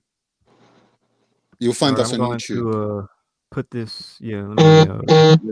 Yeah, copy and paste it somewhere. But anyway, we'll be in touch, man. We'll talk again. 100%, man. It was great Yeah, talking definitely. to you, man. I hope to Yeah, hear man. from you soon, man. Hope Cool. to All hear right, from I'm you gonna soon. jump off now, yeah? Okay, man. Take it All easy. right, buddy. Cool. All right. All right, see you. I'm gonna save this. I'm gonna look it up on YouTube right now. All right. Mhm. All right, I got it saved. Yeah, once you do, just drop it in our Telegram account. You know, I could grab it from there. It's in the private chat. Okay. All right, so I'm gonna move to the next one. J-M 269 is 6000 BC through 5000 BC in Finland. That's interesting. I didn't know it was in Finland. I know we found a Mesolithic sample of J in Russia. There was a Mesolithic sample of J in Russia. I know we found. But that's interesting. I didn't know there was one in Finland. Who is that? Lion Farm? Yeah, it's Lion Farm. Yeah. So that's a dagger. Mm-hmm. AAVE is Scottish. Okay. I knew it came from like poor white. I just remember like which ethnic group. So it's the Scottish. Got it. Is there a link with Ladino, Hispanic Negroes, and the language I think I was Ladino. Did I say that right? Is there Yes, a link Ladino. between? Wait, say that again. It's Ladino. You said it right. Okay. Is there a link with Ladino, Hispanic Negroes, and language? I know Ladino is Spanish Hebrew, and to be honest, I haven't studied much about Ladino. The most I know is that it was spoken in like Iberia by Spanish Jews, but I haven't done that much studying on Ladino population. Or not Yeah. population, but the Ladino language, my bad. I don't know. Do y'all know I anything? think Because I don't. no. I think more would be more equipped to answer that. Okay. Yeah. J2A, J2B, okay. JP58 found in Mongolia. Yeah, I have heard of some JP58s in Mongolia. And in the past I was going to bring that out for my little section that I had with Nathaniel Jansen, but I just decided not to because I have my own theories for J, and y'all already know it now. It's the core Araxis, but yeah. That's a question to somebody else.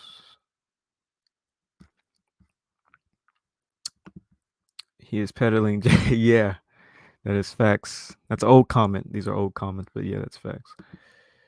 Mongolia areas are what?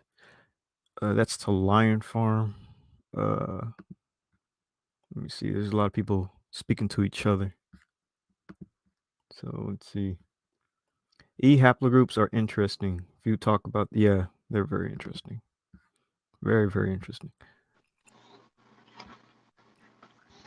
I think E is the coolest haplogroup. No, I'm playing, I'm playing that's being biased. E, J, and R, though, are very interesting haplogroups. Because R is found pretty much everywhere, and J is found everywhere. E is found. So when you're really looking at J, you're kind of looking at E. When you're looking at E, you're kind of looking at J at the same time. Yeah, the intermingling over millennia is it's really interesting. Yeah, they overlap. Yeah. I think another interesting haplogroup is Q. I mean, you find that in Central Asia and in Native Americans. That's kind of Yes. interesting. But E is definitely like the most interesting to me. It's a little biased. Just a little bit. Just a little bit.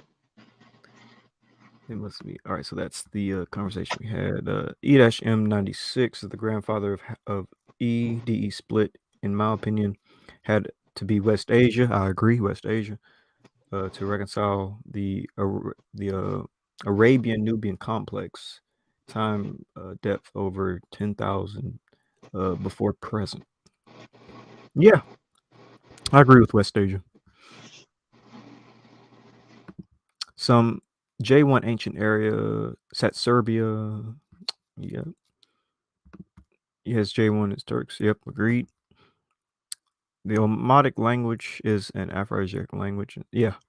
And they have like you said, they have even B1A2 in East Africa, which is very interesting. Yep. A lot of these questions are kind of old from the conversation we were just having, so I'm gonna just scroll through some of them. A lot of talking back and forth. Ramses III, who ruled the Levant in the first millennium BC, and his whole dynasty spoke Afro-Asiatic and Shemitic languages. Exactly. Ramses III's family would have all spoken Afro-Asiatic languages. They would not have been speaking like Chinese, you know, or Pygmy click language, you know.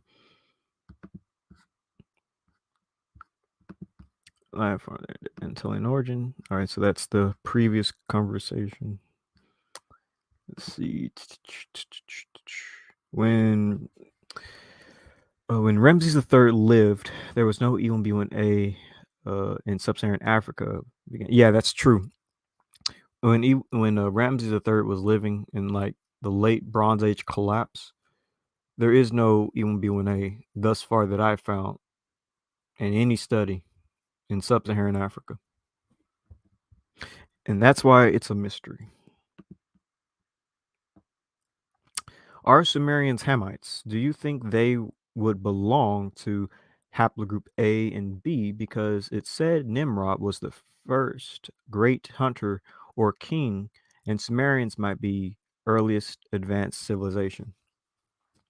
The Sumerians actually weren't.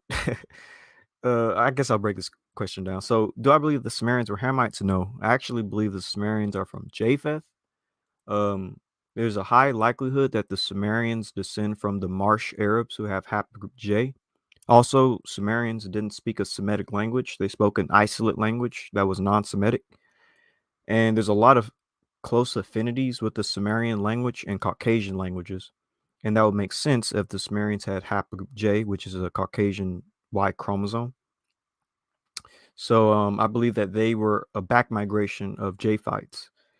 And then you said, do you think they will belong to haplogroup A and B? No. But I do believe Nimrod built the first civilizations in Mesopotamia. But and he would have had an A marker or a B marker.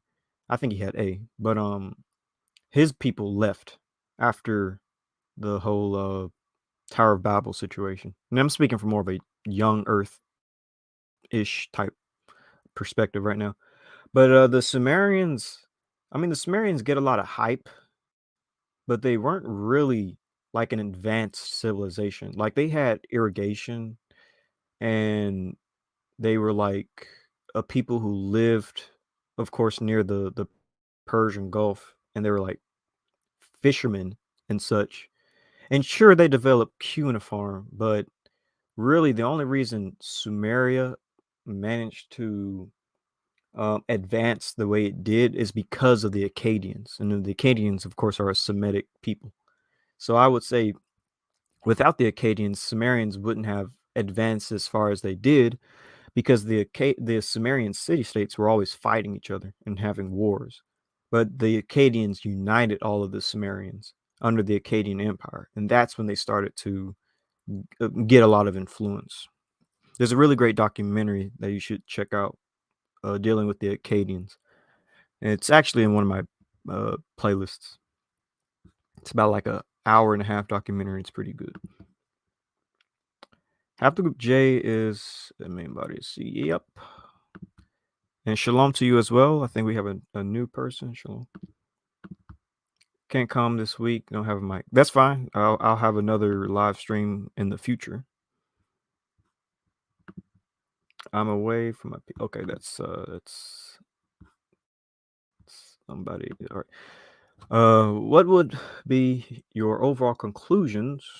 Let me bring Sean back in.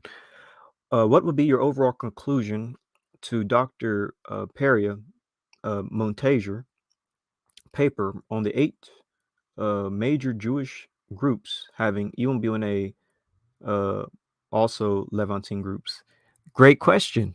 And my conclusions is that they didn't get this DNA within them out of nowhere. People don't just all of a sudden have an admixture in them. Obviously, what Dr. Montager proved in a roundabout way is that our ancestors were definitely in the Levant, because no way that all 8 Jewish populations had this admixture within them without us being there. We have to be there for that mixture to happen. So I feel like it's a dagger. Levantine/Arabian is a good terminology. Yes, Levantine Arabian. I will be coming out with a presentation soon on that. Let's see. Facts, outcome, facts. Good vibes. Some Tuareg people are Afro. Yep. Surprisingly, I found some African Americans with Tuareg ancestry when they took African ancestry DNA tests. I was like, oh wow. It was a lot of women that I found. A lot of African American women with Tuareg ancestry. Let's see. Right. Excuse my ignorance. Is this a Christian channel? Sure. I mean, I believe in the New Testament, so in a roundabout way, yes.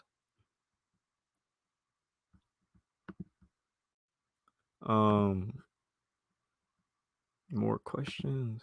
Jay is not simply Caucasian. Yeah, I would say Jay is like I kind of created this term Iranio-Caucasian, because Jay is seen in ancient Iranians, which are of course are Indo-Europeans, but it's also seen in ancient Caucasian populations too. So it's like Irano-Caucasian. It's kind of how I term it. Or you can say J is like early Indo-Europeans, early Caucasians. Caucasians as in people of the Caucasus, by the way, not just the way we use it. Most modern Jews and Arabs have Turkish ancestry. Interesting. Hausa Afroasiatic, that is true. Wasn't Alexander the Great father in Albanian? Yes. Alexander the Great, if I remember correctly, they were Macedonians. And Macedonians would be modern day Albanians, if I remember correctly. So Right, yes. right. And it's it's kind of funny when it comes to the whole question of Albanians, because people are like, they're not really Greeks, but they're like wannabe Greeks. I just go ahead and say Greek because they're all part of the Balkans. But yeah. Anything past 6,000 African phenotype. Yeah, basically. Basically anything past 6,000, 8,000 years, you was dark skinned by default. By default. Good vibes. Some Tuareg people are Afro-Arabs from Algeria. Yeah. Some Tuaregs got speak Arabic languages or the Arabic language and have Arabic culture. E-M78 came from North Africa / Egypt, and E-V13 is a descendant. It's just pure coincidence that EV13 dominate populations like Albania and the Balkans were the recruited by Ottoman Turks and the Mullahs of Egypt. Yeah. What Arabian climate moved from humid to arid is caused massive population dispersals back to Africa in waves? Yes, there's an interesting paper sort of on that. I'm trying to think of his name. Jairus Zarins. I believe his name is Jairus Zarins, has a paper detailing the Arabian pastoral complex, I believe it's called, And basically, about 6,000 BC, the Arabian Peninsula, it was like once green, and then it started to dry up. And you had a lot of migrations happen in that time period. Because when you think of Arabia, you also have to think of North Africa as well, because even Razib Khan said this: Arabia is just an extension of North Africa. So at one point, North Africa was green, and that green North Africa also extended into Arabia. But of course, both Arabia and Africa today are deserts, except in the coastal areas. So yeah. Hebrew of Israel, it would be clearest to say you accept evolution, but don't subscribe to modern synthesis hypothesis, common descent. I'm still going to stick with the idea of microevolution because it's. I think most people don't understand what you mean by that when you say microevolution. You know, macroevolution would be more Darwinism, where like when you say evolution, things change slow. You know, just everything changes. You know what I mean? But it doesn't change to the degree of like a Darwinian theory. Yeah. So Yeah, I basically, mean, it's like I don't believe we came from a monkey. right? Exactly. That's macro. Yeah.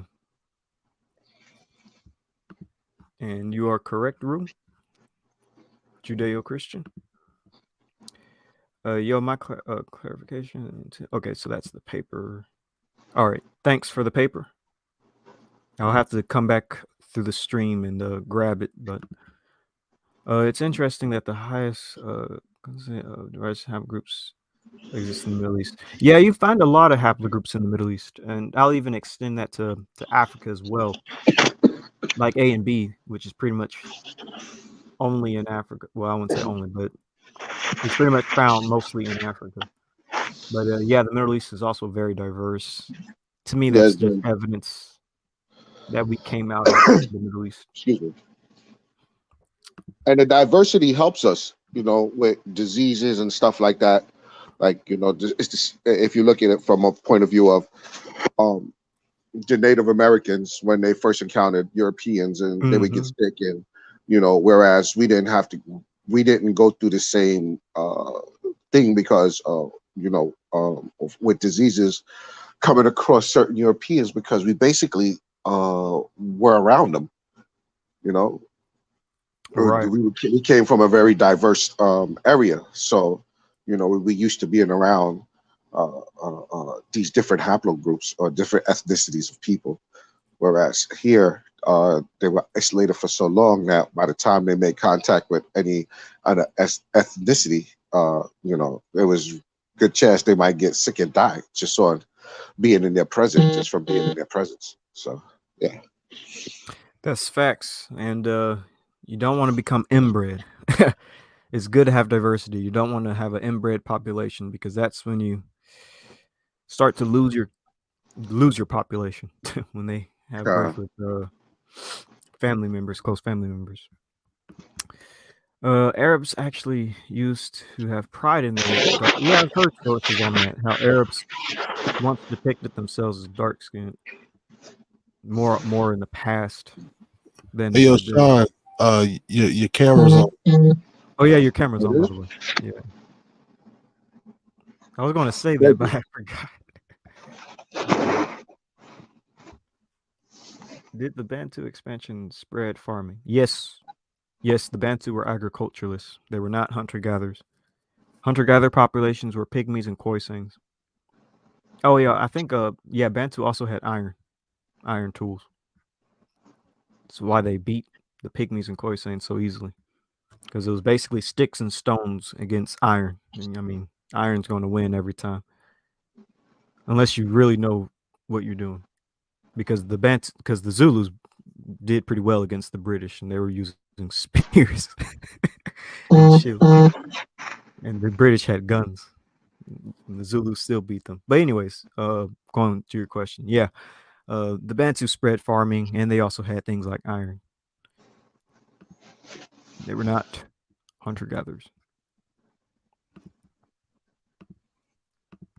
Kush is the product of Afro-Arabians. I'll actually touch on that in the future. Kush does play a very important role when it comes to Arabia. But the question is, are there two different types of Kushites? I'll touch on that in the future. Anyways, sub-Saharan Africa never had a Bronze Age. That's true, and that's a very important point that he's bringing up. He says sub-Saharan Africa never had a Bronze Age. It jumped from Stone Age to Iron Age, which means its Iron Age was due to outside migration, and I think that's extremely true. It's fascinating how it does jump from the Stone Age to the Iron Age, but more specifically than that, it's more so that these Niger-Congo Bantu people bring in iron tools and or not bring in, but they develop iron tools, and in some cases probably bring in iron tools, whereas all these other people in sub-Saharan Africa are only using stone tools. So I find it very interesting how it's only really restricted to the Niger-Congo Bantu groups.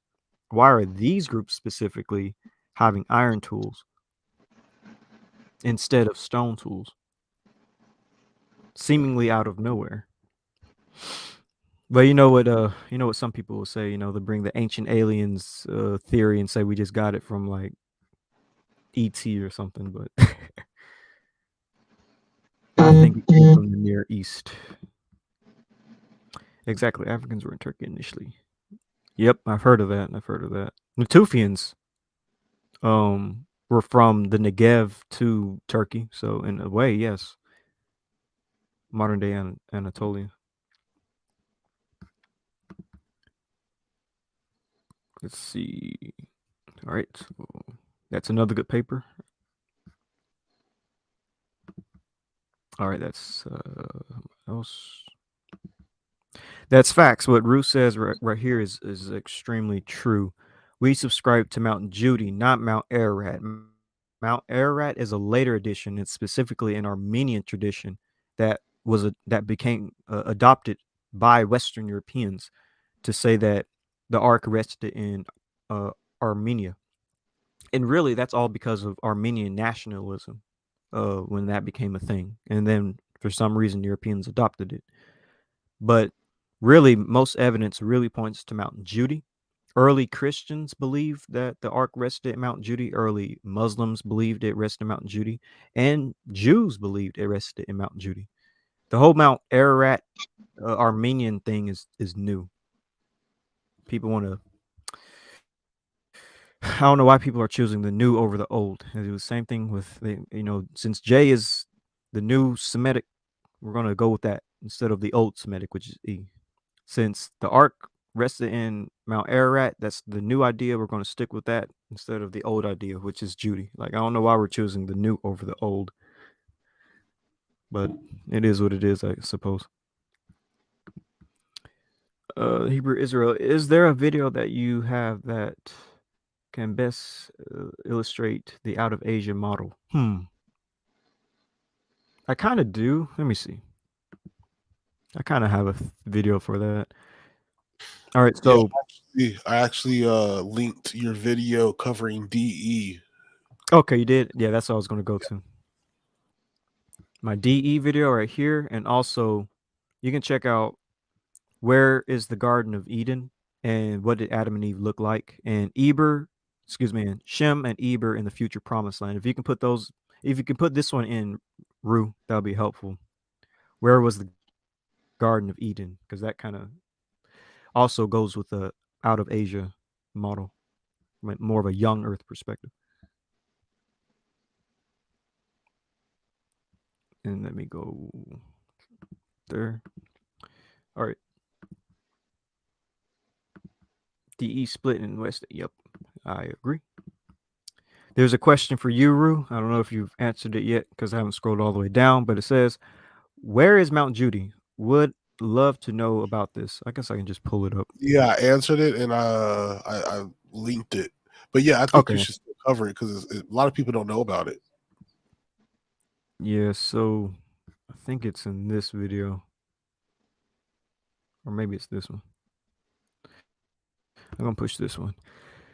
So Mount Judy is located in it's north of Syria, north of Iraq, and very, very, very south of Turkey.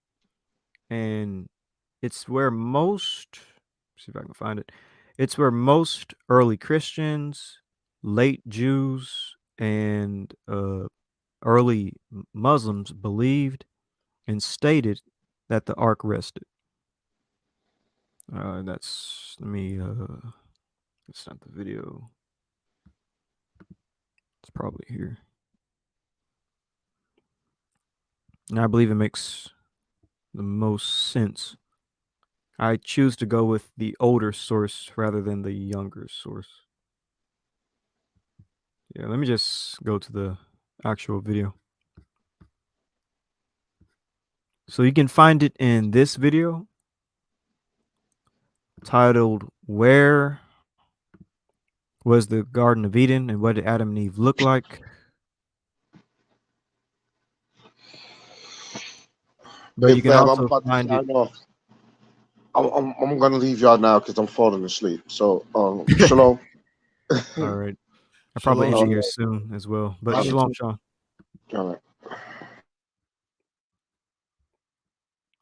right. This video right here is where you can find it. There's also another video that I have explaining it on the Genesis 49ers channel. But I'm just going to show this one right here, and I'm going to actually redo this video in the near future, because it needs a rehashing with more sources to back it up. But so Mount Judy is also known as the place of descent, and it's basically believed to be where the ark rested after the Great Flood, according to early Christian and Islamic traditions.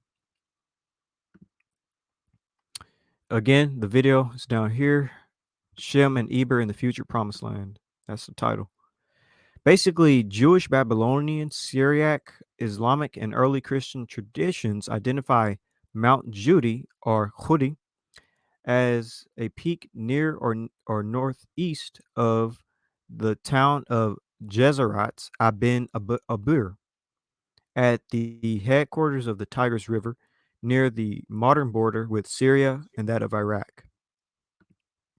So, more reasons why I believe Mount Judy is the location of where the ark rested is because you find it in the Septuagint, the Samaritan Septuagint, the Targums, the Book of Jubilees, Josephus, Julius Africanus, Usbic, um, Eusebius. Excuse me for my very bad Greek. It's Sabians or Eusebius. Eusebius. That's Greek, right? Yeah, that's Greek. Yeah, I'm bad with Greek. Eusebius, and various other sources. So again, that's why I believe Mount Judy is the location. And here's a map of Mount Judy. Like I said, it's in northern Syria, northern Iraq. It's not all the way up here in the Caucasus of Armenia. I don't know why. Well, I know why people believe it, but it's not here. It's way down here. And by the way, the scripture says all of mankind comes from Noah. So even if the ark rested in Armenia, you still have to say Africans come from there, because Shem, Ham, and Japheth, all of humanity comes from them. So let's get to the next comment. Might I'll leave want that up to there. double back to the comments that are coming in now. There's some extra questions coming in. All right, I'm going to try to scroll on down then. Let's see. Because there are a lot of statements.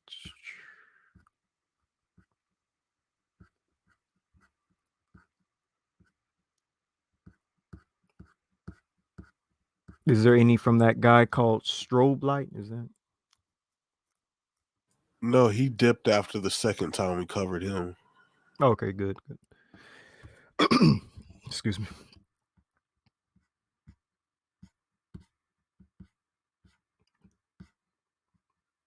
All right, so more bots. I'm assuming you already took care of those bots, though. All right, so I think I'm close to the bottom. I should take a picture of these of these bots and then put it in Telegram so people can see what I mean. I'm gonna get my phone and just take a quick snapshot because this is absolutely ridiculous. All right, so there's a separate Macedonia. All right, so I think I may have made it to the bottom. Which comment do you see specifically? Is it this one? I think this might be. Yeah, I think it was that one. It might have been one before it. What did the European first farmers look like from Negative Skull?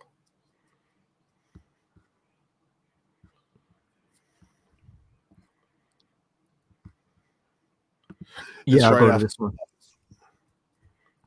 Right here? Nick. Oh, yeah. What did the EFF look like? Yeah. Early. Okay. I think that's early European. Well, no, that'll be European first farmers. Okay, yeah. Or European first farmers. Dang. That's a good question, actually, because I never looked into the morphology of early European first farmers. I have to see when they lived. So that's early first farmers.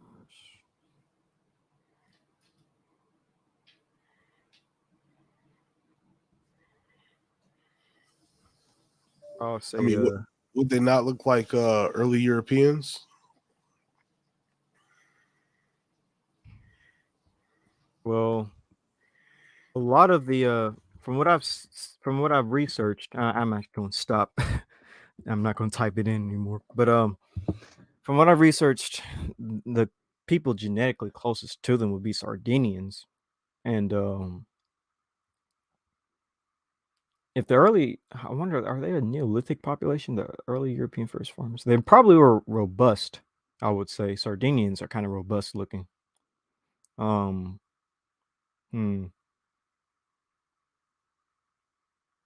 All right, so I'm just gonna go with this. I'll stick with more Sardinian types. They probably would look like a Proto-Sardinian because I think.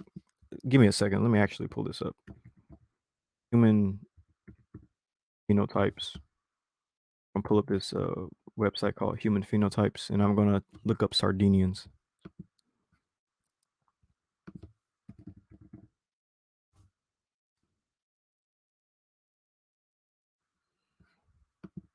This is what a early European farmer could look like. A Paleo Sardinian, because genetically Sardinians are closest to the those early European farmers. So you see the morphology, it looks very robust. It looks very, well, I'm just going to say robust.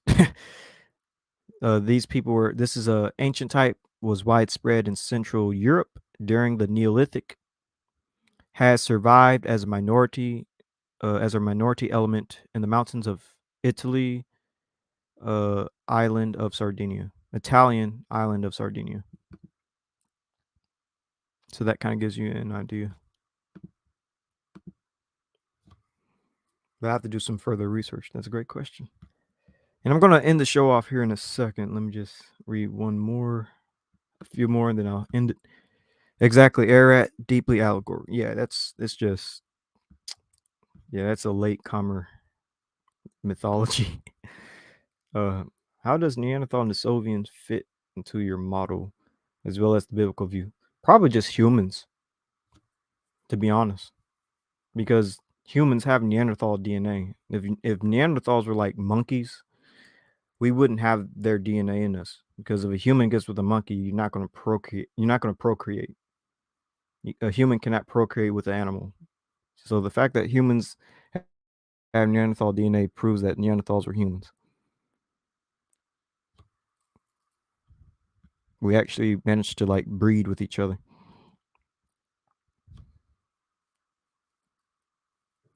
Pre-flood people. Let me see. What's this question? Pre-flood people, I believe, personally. Yeah, that's another. I've heard that interpretation as well. Pre-flood people. That can work.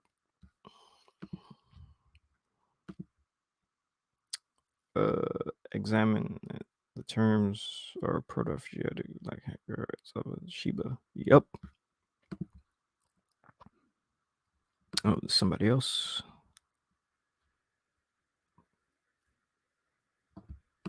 I read once that the first inhabitants of Turkey would be like the. Oh, that's interesting. I definitely need that source. That's very, very interesting. I know Zion Lex actually did a video on the Ashanti people, and I think dealing with like kente cloth and the Hyksos, or wait, no, the coat of many colors of Joseph. Are you familiar with that video that Zion Lex did, Ru? Yeah, I want to say he was tying that to the Hyksos, I believe. Yeah. I didn't really watch that one, but I seen him touch on it before. Yeah, I gotta check that one out. Yeah, because this is interesting right here. He says, I once read that the first inhabitants of Turkey would be Shanti people, and that's Shantis had kente cloth, so it's interesting. I mean that makes sense. Going with their oral tradition of coming from north of Egypt, so it goes with their oral tradition. Facts. All right, I think this is the last statement. I'm gonna let this be the last one because we're gonna end off. Thank you for the information of Mount Ararat, Cootie, and Judy.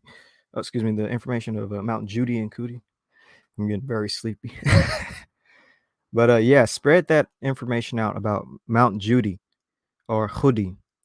Spread it out because people need to understand that Mount Ararat is a recent. That's a recent thing. Mount Judy is likely where the ark rested, and there's actual archaeological evidence for it being Mount Judy.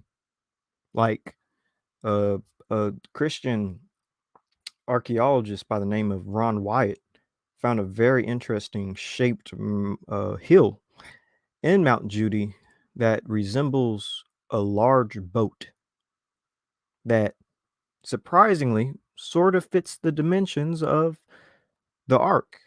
So, I kind of go with the archaeology and also what the early Christians said and what the early Muslims said and what the Jews, the Babylonian Jews said and the Syriac people said. So yeah, Mount Judy is the location, not Armenia. That is late. But I think that is the last comment I'm going to read. And I think we're going to end off here. So thank you, everybody, for coming, showing up. And the last thing I'll say is this. I'm going to share my screen for the last time.